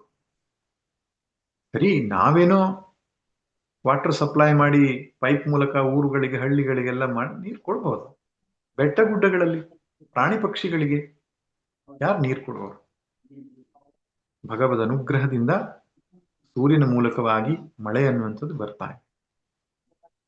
ಅಮೃತಂ ಚೈವ ಮೃತ್ಯುಶ್ಚ, ಅಮೃತನು ನಾನೇ, ಮೃತ್ಯುವು ನಾನೇ ಅಂತ ಹೇಳ್ತಾನೆ. ಅಮೃತ ಅಂದ್ರೇನು? ದೇವತೆಗಳು ಅನುಭವಿಸುವಂತಹ ಏನೊಂದು ಬದುಕಿದೆ, ಅದಕ್ಕೆ ಅಮೃತ ಅಂತ ಕರೀತಾರೆ. ಅಂದ್ರೆ ಶಾಶ್ವತವಾದದ್ದು ಅಲ್ಲ, ಒಂದು ಹಂತದಲ್ಲಿ ಅವರಿಗೂ ಮೃತ್ಯು ಇದೆ, ಆದ್ರೆ ಅಲ್ಲಿಯ ತನಕ ಏನು ಒಂದು ಜೀವನ ನಡೆಸ್ತಾರೆ ಅದಕ್ಕೆ ಅಮೃತ ಅಂತ. ಅಮೃತವನ್ನು ಕುಡಿದು ಅವರು ಶಾಶ್ವತರಾದರು ಅಂತ ಹೇಳ್ತೇವೆ. ಆ ಅಮೃತತ್ವ ಅಂತ ಏನಿದೆಯೋ, ಸಾಪೇಕ್ಷಿಕವಾದ ಅಮೃತತ್ವ, ಅದು ಭಗವಂತನೇ. ದೇವತೆಗಳು ಅನುಭವಿಸುವ ಕಾಲ. ಇನ್ನು ಮೃತ್ಯು, ಮರ್ತ್ಯಾನ ಮೃತ್ಯುಶ್ಚ, ಮರ್ತ್ಯರು ಅಂದ್ರೆ ಮನುಷ್ಯರು. ನಾವು ಅನುಭವಿಸುವ ಮೃತ್ಯು ಏನಿದೆ ಅದು ಭಗವಂತನೇ ಎಂಬುದಾಗಿ ನೋಡ್ಬೇಕು ಅಂತ. ಇದು ಮಾತ್ರ ಬಹಳ ಕಷ್ಟ ಆಗ್ತದೆ ನೋಡ್ಲಿಕ್ಕೆ. ಜನನವನ್ನ ಭಗವಂತನ ಅನುಗ್ರಹ ಎಂಬುದಾಗಿ ನೋಡಬಹುದು, ಮೃತ್ಯುವನ್ನ ಹಾಗೆ ನೋಡ್ಲಿಕ್ಕೆ ಕಲಿಬೇಕು ನಾವು. ಯಾಕೆ? ಹುಟ್ಟಿದವರೆಲ್ಲ ಸಾಯದಿದ್ದೊಡೆ ಹೊಸದಾಗಿ ಹುಟ್ಟುವರೆಗೆಡೆಯಲ್ಲಿ ಮಂಕುತಿಮ್ಮ. ಮೃತ್ಯುವಿಗೆ ಭಯಪಡಬೇಡ ಅಂತ ಹೇಳ್ತಾರೆ DBG ಒಂದು ಕಗ್ಗದಲ್ಲಿ. ಮಿತ್ರನಾಥಂ, ಅವನು ನಿನ್ನನ್ನ ಬೇರೆ ಲೋಕಕ್ಕೆ ಕೊಂಡೊಯ್ಯುವ ಮಿತ್ರನು ಅವನು. ಸತ್ರ ಹೊಸತಿಹುದು ನಡೆ ಮಂಕುತಿಮ್ಮ. ಅಧ್ಯಾತ್ಮ ಸಾಧಕನಾದವನು ಜೀವನದ ಎಲ್ಲ ವಸ್ತುಗಳನ್ನ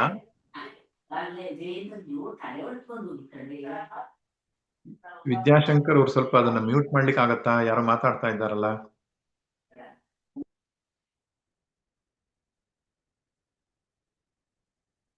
ಎಲ್ಲರದ್ದನ್ನು ಮ್ಯೂಟ್ ಮಾಡ್ಬಿಡಿ.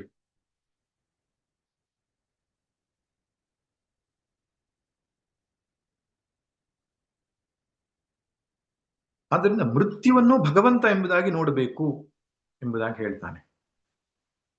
ಸಾವು ಎನ್ನುವಂಥದ್ದು ಇಲ್ಲದೇ ಇದ್ರೆ ಈ ಸೃಷ್ಟಿಯಲ್ಲಿ ಜೀವನ ಬೇರೆಯವ್ರು ನಡೆಸೋದು ಹೇಗೆ ಸಾಧ್ಯ? ಹೊಸ ಹುಟ್ಟು ಪಡಲಿಕ್ಕೆ ಸಾಧ್ಯ. ಆದ್ರಿಂದ ಅವನು ಸಮೃದ್ಧಿಯನ್ನು ತರುವವನು ಜಗತ್ತಿಗೆ. ಮೃತ್ಯು ದೇವತೆಯನ್ನ ನಾವು ಹೆದರ್ಕೊಳ್ಳೋದು ಯಾಕೆ ಮೃತ್ಯುವಿಗೆ ಅಂದ್ರೆ ನಮ್ಗೆ ಅಟ್ಯಾಚ್ಮೆಂಟ್ ಜಾಸ್ತಿ ಇರೋದ್ರಿಂದ ಮೃತ್ಯುಗೆ ಹೆದರ್ತೇವೆ. ಮೃತ್ಯು ಅನುಗ್ರಾಹಕನವನು, ಅದು ಭಗವಂತನ ರೂಪವೇ. ಯಮ ಅನ್ನುವನು ಭಗವಂತನ ರೂಪವೇ ಅದು. ಹಾಗೆ ಬದುಕನ್ನು ಯಥಾರ್ಥವಾಗಿ ನೋಡುವುದನ್ನು ನಾವು ಕಲಿಬೇಕು. ಜೀವನದ ಪ್ರತಿ ಘಟನೆಗಳು ಕೂಡ, ಹುಟ್ಟನ್ನು ಹೇಗೆ ನಾವು ಆನಂದಿಸ್ತೇವೋ ಸಾವನ್ನು ಕೂಡ ಆನಂದಿಸ್ಬೇಕು. ಅದು ಯಾರಿಗೆ ಸಾಧ್ಯ? ಎಲ್ಲವೂ ಭಗವಂತನೇ ಅಂತ ಅಂದ್ಕೊಂಡವನಿಗೆ ಸಾಧ್ಯ. ಎಲ್ಲ ಜೀವರಾಶಿಗಳಲ್ಲಿ ಇರುವವನು ಅವನೇ, ಎಲ್ಲಾ ಲೋಕಗಳಲ್ಲಿ ಇರುವವನು ಅವನೇ, ಅವನಿಗೆ ಹೊರತಾಗಿ ಇನ್ನೇನು ಇಲ್ಲ ಅಂತ ಅಂದ್ಕೊಂಡವನಿಗೆ ಸಾವೇನು ಹೊಸತಾಗಿ ಕಾಣಿಸಲ್ಲ, ಅಥವಾ ಸಾವಿನ ಬಗ್ಗೆ ಭಯಪಡುವ ಅವಶ್ಯಕತೆ ಇಲ್ಲ. ಮೃತ್ಯುಶ್ಚ ಅಹಮಸ್ಮಿ ಸದ್ ಅಸತ್ಯ ಅಹಂ ಅರ್ಜುನ. ಹೇ ಅರ್ಜುನ, ಸತ್ ಮತ್ತು ಅಸತ್ತು ನಾನೇ ಅಂತ ಹೇಳ್ತಾನೆ. ಸತ್ ಎನ್ನುವ ಶಬ್ದಕ್ಕೆ ಅರ್ಥ ಏನು? ಸತ್ ಯಸ್ಯ ಯತ್ ಸಂಬಂಧಿತಯ ವಿದ್ಯಮಾನಂ ತತ್. ಯಾವ ವಸ್ತುವಿನ ಸಂಬಂಧದಿಂದ ಇನ್ನೊಂದು ವಸ್ತು ಇದೆಯೋ ಅದಕ್ಕೆ ಸತ್ ಅಂತ ಹೇಳ್ತಾರೆ. ಅಂದ್ರೆ ಒಂದು ಪುಸ್ತಕ ಇದೆ, ಕಲ್ಲು ಇದೆ, ಮಣ್ಣು ಇದೆ ಅಂತ ನಾವು ಹೇಳುವಾಗ ಆ ಇರುವಿಕೆ ಎನ್ನುವಂಥದ್ದು ಯಾರಿಂದ ಬಂದಿದೆಯೋ ಅದೇ ಸತ್. ಪ್ರತಿಯೊಂದು ವಸ್ತುವಿನಲ್ಲಿಯೂ ಹಾಸುಹೊಕ್ಕಾದ ಇರುವಿಕೆ ಅದು ಪರಮಾತ್ಮನೇ ಅಂತ. ಅಸತ್ ಅಂತ ಹೇಳಿದ್ರೆ ತದ್ ವಿಪರೀತಂ ಅಸಚ್ಚೈವ. ಅದಕ್ಕೆ ವಿಪರೀತವಾದದ್ದು ಅಸತ್. ಅಂದ್ರೇನು? ಯಾವುದು ಮತ್ತೊಂದನ್ನು ಅವಲಂಬಿಸಿಯೇ ಇರಬೇಕು, ಆ ಅವಲಂಬಿಸುವ ವಸ್ತು ಅಸತ್. ಅದಕ್ಕೆ ಅರ್ಥ ಇಷ್ಟೇ, ಸತ್ಯ ಮತ್ತು ಮಿಥ್ಯಾ ಅಂತ ಅರ್ಥ. ಮಿಥ್ಯಾ ಅಂದ್ರೇನು? ಅದಕ್ಕೆ ಸ್ವತಂತ್ರ ಅಸ್ತಿತ್ವ ಇಲ್ಲ, ಅದು ಪರಮಾತ್ಮನನ್ನು ಆಶ್ರಯಿಸಿಯೇ, ಅವನ ಇರುವಿಕೆಯನ್ನು ಆಶ್ರಯಿಸಿಯೇ ತೋರ್ತಾ ಇದೆ. ಆದ್ರಿಂದ ಮಿಥ್ಯ. ಸತ್ ಅಂದ್ರೆ ಪರಮಾತ್ಮ ಯಾವುದು ಸ್ವತಂತ್ರವಾದ ಇರುವಿಕೆಯನ್ನು ಹೊಂದಿದ್ದಾನೆ, ತನ್ನ ಇರುವಿಕೆಗೆ ಇನ್ನೊಂದನ್ನು ಅವಲಂಬಿಸಿ ಇಲ್ವೋ ಅದು ಸತ್. ಹೀಗೆಂಬುದಾಗಿ ಅರ್ಥ ಒಂದು. ಇನ್ನೊಂದು ಅರ್ಥ ಶಂಕರರು ಹೇಳ್ತಾರೆ, ಪುನಃ ಕಾರ್ಯಕಾರಣವ ಸದಸತಿ. ಕಾರ್ಯ ಮತ್ತು ಕಾರಣ ಅಂತ ತಗೊಳ್ಬಹುದು ಸತ್ ಅಸತ್ ಎನ್ನುವ ಶಬ್ದಕ್ಕೆ. ಕಾರ್ಯ ಪ್ರಪಂಚವು ಸತ್ತು, ಕಾರಣವಾಗಿರೋ ಅವ್ಯಾಕೃತ ಅನ್ನೋದು ಅಸತ್ತು. ಅದರಿಂದ ವ್ಯಾಕೃತವಾದ ಪ್ರಪಂಚ ಸತ್ತು, ಅವ್ಯಾಕೃತವಾದ ಪ್ರಪಂಚ ಅಸತ್ತು ಎಂಬ ಅರ್ಥವನ್ನು ಕೂಡ ತೆಕ್ಕೊಳ್ಬಹುದು. ಒಟ್ಟಿನಲ್ಲಿ ಅನೇಕ ಬಗೆಯಿಂದ ಭಗವಂತನು ನಮಗೆ ಅವನ ವಿಶ್ವರೂಪ ದರ್ಶನವನ್ನ ಸಂಕ್ಷಿಪ್ತವಾಗಿ ಮಾಡಿಸಿದ್ದಾನೆ. ಇನ್ನು 11ನೇ ಅಧ್ಯಾಯದಲ್ಲಿ ಅತ್ಯಂತ ವಿಸ್ತೃತವಾಗಿ ಅದನ್ನು ನಾವು ನೋಡ್ಲಿಕ್ಕಿದ್ದೇವೆ. ಈ ಶ್ಲೋಕದ ಮೂಲಕ 4ನೆಯ ವಿಷಯವಾಗಿರತಕ್ಕಂತಹ ನಾಸ್ತಿಕರು ಆಸ್ತಿಕರು ವಿವಿಧ ಬಗೆಯ ಉಪಾಸನೆ ಎನ್ನುವಂತಹ ವಿಷಯವನ್ನ ಭಗವಂತನು ಮುಗಿಸಿದ್ದಾನೆ. ಇನ್ನು ಮುಂದಿನ ವಿಷಯ ಏನಿದೆ ಅದು ಸಕಾಮ ಮತ್ತು ನಿಷ್ಕಾಮ ಭಕ್ತರು, ಅವರ ಬಗ್ಗೆ ವಿವರಣೆ. ಶ್ಲೋಕ ಸಂಖ್ಯೆ 20ರಿಂದ ಆರಂಭ ಮಾಡಿ 29ರ ತನಕ ಸಕಾಮ ನಿಷ್ಕಾಮ ಭಕ್ತರ ಬಗ್ಗೆ ಬರುತ್ತೆ. ಮೊದಲು ಸಕಾಮ ಭಕ್ತರ ಬಗ್ಗೆ ಹೇಳ್ತಾರೆ. ಆರಂಭದ 2 ಶ್ಲೋಕ ಏನಿದೆ ಸಕಾಮ ಭಕ್ತರ ಬಗ್ಗೆ, ಅದರಲ್ಲಿ ಸ್ವಲ್ಪ ಛಂದದಲ್ಲಿ ತ್ರಿಷ್ಟುಪ್ ಛಂದಸ್ಸಲ್ಲಿಯೇ ಹೇಳ್ತಾನೆ. ಅದನ್ನು ಅನುಷ್ಟುಪ್ ಛಂದಸ್ಸು ಬೇಡ, ಅವ್ರ ಬಗ್ಗೆ ಸ್ವಲ್ಪ ಛಂದ ಮಾಡಿ ಹೇಳೋಣ ಸಕಾಮ ಭಕ್ತರ ಬಗ್ಗೆ ಅಂತ ತ್ರಿಷ್ಟುಪ್ ಛಂದಸ್ಸು ಬರುತ್ತೆ 2 ಶ್ಲೋಕಗಳು, 20 ಮತ್ತು 21. ತ್ರೈವಿದ್ಯಾ ಮಾಂ ಸೋಮಪಾಃ ಪೂತಪಾಪಾಃ ಯಜ್ಞೈರಿಷ್ಟ್ವಾ ಸ್ವರ್ಗತಿಂ ಪ್ರಾರ್ಥಯಂತೆ ತೇ ಪುಣ್ಯಮಾಸಾದ್ಯ ಸುರೇಂದ್ರಲೋಕಂ ಅಶ್ನಂತಿ ದಿವ್ಯಾನ್ ದಿವಿ ದೇವ ಭೋಗಾನ್ ತೇ ತಂ ಭುಕ್ತ್ವಾ ಸ್ವರ್ಗಲೋಕಂ ವಿಶಾಲಂ ಕ್ಷೀಣೇ ಪುಣ್ಯೇ ಮರ್ತ್ಯಲೋಕಂ ವಿಶಂತಿ ಏವಂ ತ್ರಯೀ ಧರ್ಮಮನುಪ್ರಪನ್ನಾಃ ಗತಾಗತಂ ಕಾಮ ಲಭಂತೆ. ನೋಡಿ, 9ನೇ ಅಧ್ಯಾಯವನ್ನ ಸೂಕ್ಷ್ಮವಾಗಿ ಗಮನಿಸಿದ್ರೆ 7ನೇ ಅಧ್ಯಾಯ ಯಾವ ಒಂದು ರೀತಿಯಲ್ಲಿ ಹೋಗ್ತಾ ಇದೆಯೋ ಅದೇ ರೀತಿಯ ಚಿಂತನೆಗಳು 9ನೇ ಅಧ್ಯಾಯದಲ್ಲೂ ಇದೆ. 7ನೇ ಅಧ್ಯಾಯದಲ್ಲಿ ಹೀಗೆ ಸಕಾಮ ನಿಷ್ಕಾಮ ಭಕ್ತರ ವಿವರಣೆ ಬಂದಿತ್ತು. ಇಲ್ಲಿಯೂ ಕೂಡ ಅದೇ ರೀತಿಯಾಗಿ ಚಿಂತನೆಯನ್ನು ಮಾಡ್ತಾ ಇದ್ದಾನೆ. ಸಕಾಮ ಭಕ್ತರು ಅಂತ ಹೇಳಿದ್ರೆ ಯಾರು? ಲೌಕಿಕ ಸುಖ ಅಥವಾ ಪಾರಲೌಕಿಕ ಸುಖದ ಅಪೇಕ್ಷೆಯಿಂದ ಭಗವಂತನನ್ನ ಸಾಧನವಾಗಿ ಮಾಡಿಕೊಂಡರು. ಸಾಧ್ಯ ಅನ್ನೋದು ಲೌಕಿಕ ಅಥವಾ ಪಾರಲೌಕಿಕ ಸುಖ, ಸಾಧನ ಯಾವುದು? ಭಗವಂತ. ನಿಷ್ಕಾಮ ಭಕ್ತನಂದ್ರೆ ಯಾರು? ಅವರಿಗೆ ಭಗವಂತನೋ ಸಾಧ್ಯ, ಸಾಧನವು ಪ್ರಪಂಚ. ವ್ಯತ್ಯಾಸ ಇಷ್ಟೇ, ಸಕಾಮ ಭಕ್ತರಿಗೆ ಪ್ರಪಂಚವು ಸಾಧ್ಯ, ಭಗವಂತನು ಸಾಧನ. ಉದಾಹರಣೆ ಕೊಡಬೇಕು, ಅವನಿಗೆ ಸಂಪತ್ ಪ್ರಾಪ್ತಿ ಆಗಬೇಕು, ತಿರುಪತಿಗೆ ಹೋಗಿ ದೇವ್ರ ಹುಂಡಿಯಲ್ಲಿ ಸ್ವಲ್ಪ ದುಡ್ಡು ಹಾಕ್ತಾನೆ. ಭಕ್ತನಲ್ವಾ ಕೇಳಿದ್ರೆ ಭಕ್ತನೇ ಅವನು. ಆದರೆ ಸಕಾಮ ಭಕ್ತನು. 7ನೇ ಅಧ್ಯಾಯದಲ್ಲಿ ಅಂತವ್ರಿಗೆ ಏನ್ ಕರೆದಿದೆ? ಆರ್ತೋ ಅರ್ಥಾರ್ಥಿ ಅಂತ ಕರ್ತದೆ. ಅವನ ಕಷ್ಟ ನಿವೃತ್ತಿ ಆಗಬೇಕು, ಇಷ್ಟ ಪ್ರಾಪ್ತಿ ಆಗಬೇಕು, ಆಮೇಲೆ ಅಲ್ಲಿಗೆ ಕೆಲಸ ಮುಗೀತು, ದೇವರಿಗೆ ಅವನಿಗೆ ಸಂಬಂಧ ಮುಗೀತು. ಇನ್ನೊಂದು ಕಷ್ಟ ಬಂದ ಮೇಲೆ ನೆನಪಾಗೋದು. ಒಬ್ಬನು ಅವರು ಅಂತ ಸಕಾಮ ಭಕ್ತರ ವ್ಯವಹಾರ ಹೇಗಿರುತ್ತೆ ಅನ್ನೋದಕ್ಕೆ ಒಬ್ರು ತಮಾಷೆಯಾಗಿ ಹೇಳ್ತಾ ಇದ್ರು. ಅವನ ಮನೆ ಮಾರಾಟ ಆಗ್ತಾ ಇರ್ಲಿಲ್ವಂತೆ. 10 ಲಕ್ಷ ರೂಪಾಯಿ ಹೇಳಿದ್ದ ಮನೆ, ಯಾರು ಕೊಂಡುಕೊಳ್ತಾ ಇರಲಿಲ್ಲ. ದೇವ್ರ ಮುಂದೆ ಒಂದು ಹರಕೆ ಹೊತ್ಕೊಂಡು ಬಂದ. ದೇವ್ರೆ, ಮನೆ ಏನಾದ್ರೂ ಮಾರಾಟ ಆದ್ರೆ 5 ಲಕ್ಷ ರೂಪಾಯಿದಲ್ಲಿ ದೇಣಿಗೆ ಕೊಡ್ತೇನೆ, 5 ಲಕ್ಷ ರೂಪಾಯಿ ನಿನಗೆ ದೇಣಿಗೆ ಕೊಡ್ತೇನೆ ಅಂತ ಹೇಳ್ಕೊಂಡು ಬಿಟ್ಟ ಅವನು. ಹಾಗೆ ಹೇಳ್ಕೊಂಡು ಬಂದ ಮೇಲೆ ಮನೆ ಮಾರಾಟ ಬಂದೇ ಬಿಡ್ತು. ಅವಾಗ ರಾತ್ರಿಯಲ್ಲೇ ಯೋಚನೆ ಮಾಡಿದೆ, ಹೆಂಗ 5 ಲಕ್ಷ ರೂಪಾಯಿ ದೇಣಿಗೆ ಕೊಡೋದು? ಹೇಳ್ಕೊಂಡು ಬಿಟ್ಟೆ, ತಪ್ಪು ಮಾಡ್ಬಿಟ್ಟೆ ನಾನು. ಆಮೇಲೆ ಯೋಚನೆ ಮಾಡ್ತಾನೆ, ಹೀಗೆ ಒಂದು ಅಡ್ವರ್ಟೈಸ್ಮೆಂಟ್ ಕೊಟ್ಟಂತ, ಏನು, ಈ ಮನೆಗೆ 9,99,000, ಈ ಮನೆಗೆ 1 ರೂಪಾಯಿ. ಆದರೆ ಒಂದು ಬೆಕ್ಕಿದೆ ಈ ಮನೆಯಲ್ಲಿ, ಆ ಬೆಕ್ಕಿಗೆ 9,99,999 ರೂಪಾಯಿ. ಮನೆಗೆ 1 ರೂಪಾಯಿ, ಬೆಕ್ಕಿಗಷ್ಟು. ಆದರೆ ಯಾರು ಮನೆಯನ್ನು ಕೊಂಡುಕೊಳ್ತಾರೋ ಅವ್ರು ಬೆಕ್ಕನ್ನು ಕೊಂಡುಕೊಳ್ಬೇಕು. ಕಂಡೀಷನ್ ನೋಡಿ, ಎಷ್ಟು ಬುದ್ಧಿವಂತ ಅವನು. ಸರಿ, ಅವ್ರಿಗೆ ಮನೆ ಒಂದು ಬೆಕ್ಕು ತಗೊಂಡು ಏನ್ ಮಾಡ್ಬೇಕಾಗಿದೆ, ತಗೊಂಡ್ರು. ಅಂದ್ರೆ ಮನೆಗೆ 1 ರೂಪಾಯಿ ಬೆಲೆ ಕಟ್ಟಿದ್ದ ಅವನು, ಬೆಕ್ಕಿಗೆ ಅಷ್ಟು ದೊಡ್ಡ ಮೊತ್ತ ಕಟ್ಟಿದ್ದ. ಸರಿ, ಮನೆ ಮಾರಾಟ ಆಯ್ತು. 1 ರೂಪಾಯಿ ಮನೆ ಮೌಲ್ಯ ಕಟ್ಟಿದ್ದ, ಅದನ್ನ ತಗೊಂಡೋಗಿ ದೇಣಿಗೆ ಕೊಡ್ತಾನೆ. ಭಗವಂತನು ಅವನಿಗಿಂತಲೂ ದೊಡ್ಡ ಬುದ್ಧಿವಂತ. ಅವನಿಗೆ ಗೊತ್ತಿದೆ ಆ ಹಣವನ್ನು ಹೇಗೆ ನಷ್ಟ ಮಾಡಬೇಕು ಅಂತ. ಹಾಗೆ ಹೇಗೋ ನಷ್ಟವಾಗಿ ಹೋಯಿತು ಆ ಹಣ. ಒಂದು ಕಥೆ. ಅರ್ಥಾತ್ ವ್ಯಾವಹಾರಿಕತೆಯನ್ನ ಭಗವಂತನಲ್ಲಿ ಅವರು ಹೊಂದಿರ್ತಾರೆ. ದೇವರು ಅನ್ನೋದು ಮೀನ್ಸ್ ಅವರಿಗೆ, ಒಂದು ಮಾಧ್ಯಮ ಅವರಿಗೆ ತನ್ನ ಇಷ್ಟಾರ್ಥವನ್ನು ಪೂರೈಸಿಕೊಳ್ಳಿಕ್ಕೆ.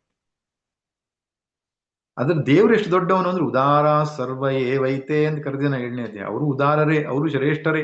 ಅಟ್ಲೀಸ್ಟ್ ನನ್ನನ್ನು ಆಶ್ರಯಿಸಿದ್ದಾರಲ್ಲ ಅವರು ಪ್ರಾಪಂಚಿಕ ವಿಷಯ ಭೋಗವನ್ನು ಪಡೆದುಕೊಳ್ಳಿಕ್ಕೆ.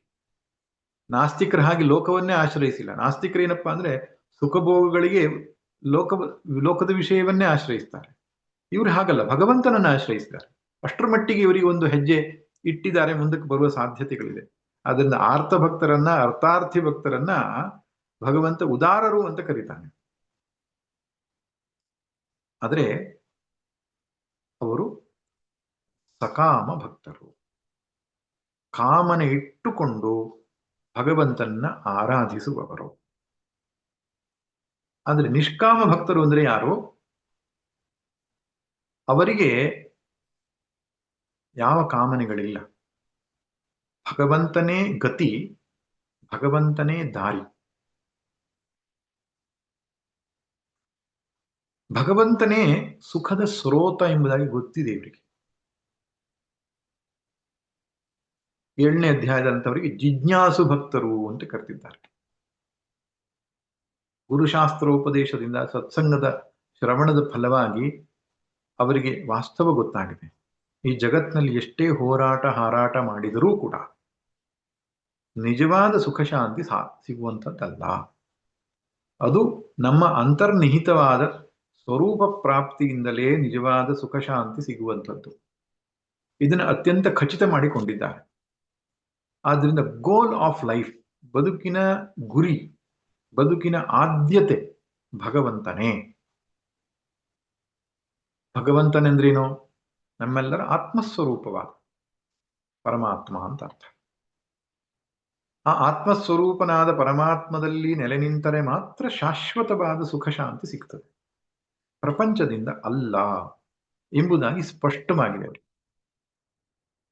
ಆದ್ದರಿಂದ ಅವರು ಮಾಡತಕ್ಕಂತಹ ಪೂಜೆಯೋ ಭಜನೆಯೋ ಪ್ರತಿಯೊಂದು ಕೂಡ ಈ ಗುರಿಯನ್ನು ಪಡೆಯುವುದಕ್ಕಾಗಿರ್ತದೆ. ಅವರ ಸಂಕಲ್ಪದಲ್ಲಿ ಒಂದೇ ಇರೋದು, ಮಮೋಪಾತ ಸಮಸ್ತ ದುರಿತ ಕ್ಷಯದ್ವಾ ಶ್ರೀ ಪರಮೇಶ್ವರ ಪ್ರೀತಿ. ನನ್ನ ಪಾಪಕ್ಷಯವಾಗಲಿ, ಪರಮಾತ್ಮನಿಗೆ ಪ್ರೀತಿಯಾಗಲಿ. ಅದಕ್ಕಿಂತ ಹೊರತಾಗಿ ಮುಂದುವರಿಸಲ್ಲ ಅವರು. ಯಾಕೆ? ಅವ್ರಿಗೆ ಸ್ಪಷ್ಟವಾಗಿ ಗೊತ್ತಿದೆ, ಏನೇನು ಪ್ರಪಂಚದಿಂದ ಪ್ರಾಪ್ತಿಯಾಗತ್ತೋ ಅದು ನಾಶವಾಗತ್ತೆ. ಪರೀಕ್ಷೆ ಲೋಕಾನ್ ಕರ್ಮಚಿತಾನ್ ಬ್ರಾಹ್ಮಣ ನಿರ್ವೇದ ಮಾಯಾತ್ ನಾಸ್ತಿ ಅಕೃತ ಕೃತೇನ. ಅಕೃತವಾದಂತಹ ಶಾಶ್ವತ ಶಾಂತಿಯು ಕೃತದಿಂದ ಲಭ್ಯವಾಗುವುದಿಲ್ಲ, ಕರ್ಮದಿಂದ ಲಭ್ಯವಾಗುವಂಥದ್ದಲ್ಲ. ವಿಚಾರದಿಂದ ಅತ್ಯಂತ ಸ್ಪಷ್ಟವಾಗಿದೆ. ಪ್ರಾಪಂಚಿಕ ವಿಷಯ ಭೋಗಗಳಲ್ಲಿ ವೈರಾಗ್ಯ ಇದೆ. ಹಾಗಂತ ಪ್ರಪಂಚನ ಬಿಟ್ಟು ಎಲ್ಲಿಗೋ ದೂರ ಓಡಿ ಹೋಗಿಲ್ಲ. ಪ್ರಪಂಚದಲ್ಲಿ ಇದ್ದುಕೊಂಡೇ, ಅವನನ್ನು ಆರಾಧನೆ ಮಾಡಿಕೊಂಡೇ ಪ್ರಪಂಚವನ್ನೇ ಮೆಟ್ಟಿಲಾಗಿ ಬೆಳೆಸಿಕೊಂಡಿದ್ದಾರೆ. ಅಂದ್ರೆ ಪ್ರಪಂಚವು ಸಾಧನ ಯಾವುದಕ್ಕೆ? ಭಗವಂತನನ್ನು ಪಡೆಯುವುದಕ್ಕೆ. ಹೆಂಡತಿ, ಮಕ್ಕಳು, ವ್ಯವಹಾರ, ಮತ್ತೊಂದು ಮಗದೊಂದು ಎಲ್ಲ ದೇವರಿಗಾಗಿ. ಯಾರಿಗೆ? ನಿಷ್ಕಾಮ ಭಕ್ತರು. ಸಕಾಮ ಭಕ್ತರಿಗೆ ಹಾಗಲ್ಲ. ದೇವರು ಎನ್ನುವನು ಹೆಂಡತಿ, ಮಕ್ಕಳು, ಆಸ್ತಿ, ಹಣ, ಹೆಸರು, ಕೀರ್ತಿಗಾಗಿ ಅಂತ. ಅದು ಹೇಗೆ ಗೊತ್ತಾಗ್ತದೆ? ಅಕಸ್ಮಾತ್ ಅವರು ಇಚ್ಛೆ ಈಡೇರ್ಲಿಲ್ಲ ಅಂದ್ರೆ ದೇವರನ್ನು ಚೇಂಜ್ ಮಾಡ್ತಾರೆ, ದೇವಸ್ಥಾನ ಚೇಂಜ್ ಮಾಡ್ತಾರೆ, ಮಂತ್ರ ಚೇಂಜ್ ಮಾಡ್ತಾರೆ. ಈ ದೇವ್ರು ಪವರ್ಫುಲ್ ಅಲ್ಲ, ಪವರ್ಫುಲ್ ದೇವ್ರ ಹತ್ರ ಹೋಗೋಣ ಅಂತ ಬಯಸ್ತಾರೆ. ಯಾಕೆ? ಅವರ ಆಸೆ ಈಡೇರ್ದಿದ್ರೆ ಮುಗೀತು, ಅಷ್ಟೇ ಸಂಬಂಧ. ಆದ್ದರಿಂದ ಇವರ ಎರಡರ ಒಂದು ಹೋಲಿಕೆ ಭಗವಂತ ಕೊಡ್ತಾನೆ. ಹಾಗಂತ ಸಕಾಮ ಭಕ್ತರನ್ನ ನಿಕೃಷ್ಟರು ಅಂತ ಕರೆಯಲ್ಲ ಈ ಅಧ್ಯಾಯದಲ್ಲಿ. ಅದು ಒಂದು ಸ್ಟೆಪ್ಪಿಂಗ್ ಸ್ಟೋನ್. ಆರಂಭದಲ್ಲಿ ಸಕಾಮ ಭಕ್ತರಾಗಿ ಹೊರಡಬೇಕು, ತಪ್ಪೇನಿಲ್ಲ. ಆದ್ರೆ ಅಲ್ಲಿಂದ ನಿಷ್ಕಾಮ ಭಕ್ತರಾಗಿ ಮುಂದುವರಿಬೇಕು ನಾವು. ಕೊನೆಯ ತನಕ ಸಕಾಮ ಭಕ್ತರಾಗಿ ಉಳಿಯಬಾರದು. ಹೇಗೆ ಹೇಳ್ತೀರಿ ಸಕಾಮ ಭಕ್ತನಾಗಿ ಒಂದು ಶಾಸ್ತ್ರ ಒಪ್ಪಿಕೊಳ್ತದೆ ಅಂತ? ವೇದದಲ್ಲಿಯೇ ಕಾಮನೆಗಳನ್ನು ತೋರಿಸಿ ಅದಕ್ಕೆ ಬೇಕಾದಂತಹ ಯಜ್ಞಯಾಗಾದಿಗಳನ್ನು ಕೊಟ್ಟಿದೆಯಲ್ಲ. ಈ ಲೌಕಿಕವಾದ ಕಾಮನೆಗಳನ್ನ ಪೂರ್ತಿ ಮಾಡಿಕೊಳ್ಳಿಕ್ಕೆ ವೇದವೇ ಪರಿಹಾರ ಉಪಾಯವನ್ನು ಹೇಳುತ್ತೆ. ಇಷ್ಟಪ್ರಾಪ್ತಿ ಅನಿಷ್ಟ ನಿವೃತ್ತಿಗಾಗಿ ಪರಿಹಾರ ಉಪಾಯವನ್ನ ಯಾವುದು ಬೋಧಿಸ್ತದೆಯೋ ಅದಕ್ಕೆ ವೇದ ಅಂತ ಸಾಯಣರು ವೇದದ ಅರ್ಥವನ್ನು ಹೇಳುವಾಗ ವೇದದಲ್ಲಿ ಅನೇಕ ಬಗೆಯ ಯಜ್ಞ ಯಾಗಾದಿ ವೃತಗಳ ವಿಷಯವಾಗಿ ಬರ್ತದೆ. ಭಗವಂತನೇ ವೇದ ಸ್ವರೂಪದಲ್ಲಿದ್ದಾನಲ್ಲ, ಅಂತಹ ವೇದದಲ್ಲಿ ಸಕಾಮ ಕರ್ಮಗಳನ್ನು ಯಾಕೆ ದೇವರು ಕೊಟ್ಟ? ಅವನಿಗೆ ಗೊತ್ತಿದೆ ಇದು ಒಂದು ಹಂತ, ಈ ಹಂತವನ್ನ ದಾಟಿಯೇ ಮನುಷ್ಯ ಮುಂದಕ್ಕೆ ಬರಬೇಕು ಅಂತ. ಇಲ್ಲಗಿದ್ರೆ ಏನಾಗತ್ತೆ? ಮನಸ್ಸಲ್ಲಿ ಕಾಮನೆಗಳಿರ್ತದೆ, ಬಾಯಲ್ಲಿ ಮಾತ್ರ ಹೇಳ್ತಾ ಇರ್ತೀವಿ ನನಗೇನು ಬೇಡ ದೇವರಿಂದ ಅಂತ. ಬಾಯಿಂದ ಹೇಳುವುದಲ್ಲ, ಹೃದಯದಲ್ಲಿಂದ ಅಪೇಕ್ಷೆಯೇ ಹೊರಟು ಹೋಗಬೇಕು. ಹೃದಯದಲ್ಲಿ ಅಪೇಕ್ಷೆ ಇದೆ ಅಂತ ಆದರೆ ಭಗವಂತನಲ್ಲಿ ಬೇಡಿಕೊಳ್ಳುವುದು ಉತ್ತಮ. ಲೌಕಿಕ ಜನರಲ್ಲಿ ಬೇಡುವುದಕ್ಕಿಂತ ದೇವರಲ್ಲಿ ಬೇಡುವುದು ಉತ್ತಮ. ಆದ್ರಿಂದ ಇಲ್ಲಿ ಸಕಾಮ ಭಕ್ತರ ಒಂದು ವಿವರಣೆ ಕೊಟ್ಟಿದ್ದಾನೆ. ಅವ್ರು ಹೇಗಿರ್ತಾರೆ, ಅದರಿಂದ ಆಗತಕ್ಕಂತಹ ನಷ್ಟ ಏನು ಎಂಬುದನ್ನು ಹೇಳಿದ್ದಾನೆ ಹೊರತು ಅವರು ನಿಕೃಷ್ಟ ಅಂತ ಕರೆದಿಲ್ಲ. ಇದನ್ನು ನಾವು ಗಮನಿಸಬೇಕು. ಅವ್ರು ಯಾರಪ್ಪ ಅಂದ್ರೆ ಯಜ್ಞಯಾಗಾದಿಗಳಿಂದ ಸ್ವರ್ಗವನ್ನು ಪಡೆದುಕೊಳ್ಳುವವರ ಎಕ್ಸಾಂಪಲ್ ಕೊಟ್ಟಿದ್ದಾನೆ. ಆದರೆ ಹೈಯೆಸ್ಟ್ ಹ್ಯಾಪಿನೆಸ್ ಯಾವುದು? ಸ್ವರ್ಗ. ಆ ಕಾಲದಲ್ಲಿ, ಇವತ್ತಿನ ಕಾಲದಲ್ಲಿ ಸ್ವರ್ಗ ಅನ್ನುವುದು ಅತ್ಯಂತ ಶ್ರೇಷ್ಠ ಸುಖದ ಸ್ಥಾನ ಅಂತ ಹೇಳಿದ್ರೆ ನಂಬೋದಿಲ್ಲ. ಸ್ವಲ್ಪ ಸಮಯದ ಹಿಂದೆ ಅಮೆರಿಕ ಅಂತಿದ್ರು, ನಮ್ಮ ಮಕ್ಕಳು ಅಮೆರಿಕಕ್ಕೆ ಹೋಗ್ಬಿಟ್ರೆ ಜೀವನ ಪಾವನ ಆಯ್ತು ಅಂತ ಕೊಡ್ತಿದ್ರು. ಒಬ್ಬೊಬ್ರಿಗೆ ಒಂದೊಂದು ಇರ್ತದೆ. ಮನೆ ಕಟ್ಟಬೇಕು, ಹೆಸರು ಕೀರ್ತಿ ಮಾಡಿಬೇಕು, ಅಧಿಕಾರ ಪಡ್ಕೊಳ್ಬೇಕು, ಆಸ್ತಿ ಮನೆ ಮುಂತಾದವು ಏನೇನೋ ಅಪೇಕ್ಷೆಗಳಿರುತ್ತಲ್ಲ, ಆ ಅಪೇಕ್ಷೆಗಳಿಗೆ ಒಂದು ಸಿಂಬಾಲಿಕ್, ಒಂದು ಎಕ್ಸಾಂಪಲ್ ಆಗಿ ಸ್ವರ್ಗವನ್ನು ಕೊಟ್ಟಿದ್ದಾನೆ ದೇವರು. ಅಂದ್ರೆ ಶ್ರೇಷ್ಠವಾದಂತಹ ಒಂದು ಕಾಮನೆ ಏನಪ್ಪಾ ಅಂದ್ರೆ ಸ್ವರ್ಗಕ್ಕೆ ಹೋಗಬೇಕು, ಅಲ್ಲಿ ಸುಖ ಪಡಬೇಕು ಅಂತ ಹಿಂದೆ ಬಹಳ ಆ, ವಿಶೇಷವಾದಂತಹ ಕಾಮನೆಯಾಗಿತ್ತು. ಆ ಸಕಾಮವನ್ನ ಇಟ್ಟುಕೊಂಡು ಅದರಲ್ಲಿರ್ತಕ್ಕಂಥ ಲೋಪದೋಷಗಳು ಏನು ಎಂಬ ವಿವರಣೆಯನ್ನ ಭಗವಂತ ನೀಡ್ತಾನೆ. ಅದನ್ನ ನಾಳೆ ದಿವಸ ನೋಡೋಣ. ಸರ್ವೇ ಭವಂತು ಸುಖಿನಃ, ಸರ್ವೇ ಸಂತು ನಿರಾಮಯಾಃ, ಸರ್ವೇ ಭದ್ರಾಣಿ ಪಶ್ಯಂತು, ಮಾ ಕಶ್ಚಿತ್ ದುಃಖ ಭಾಗ್ ಭವೇತ್. ಓಂ ಶಾಂತಿ ಶಾಂತಿ ಶಾಂತಿ. ನಾರಾಯಣ ನಾರಾಯಣ ನಾರಾಯಣ.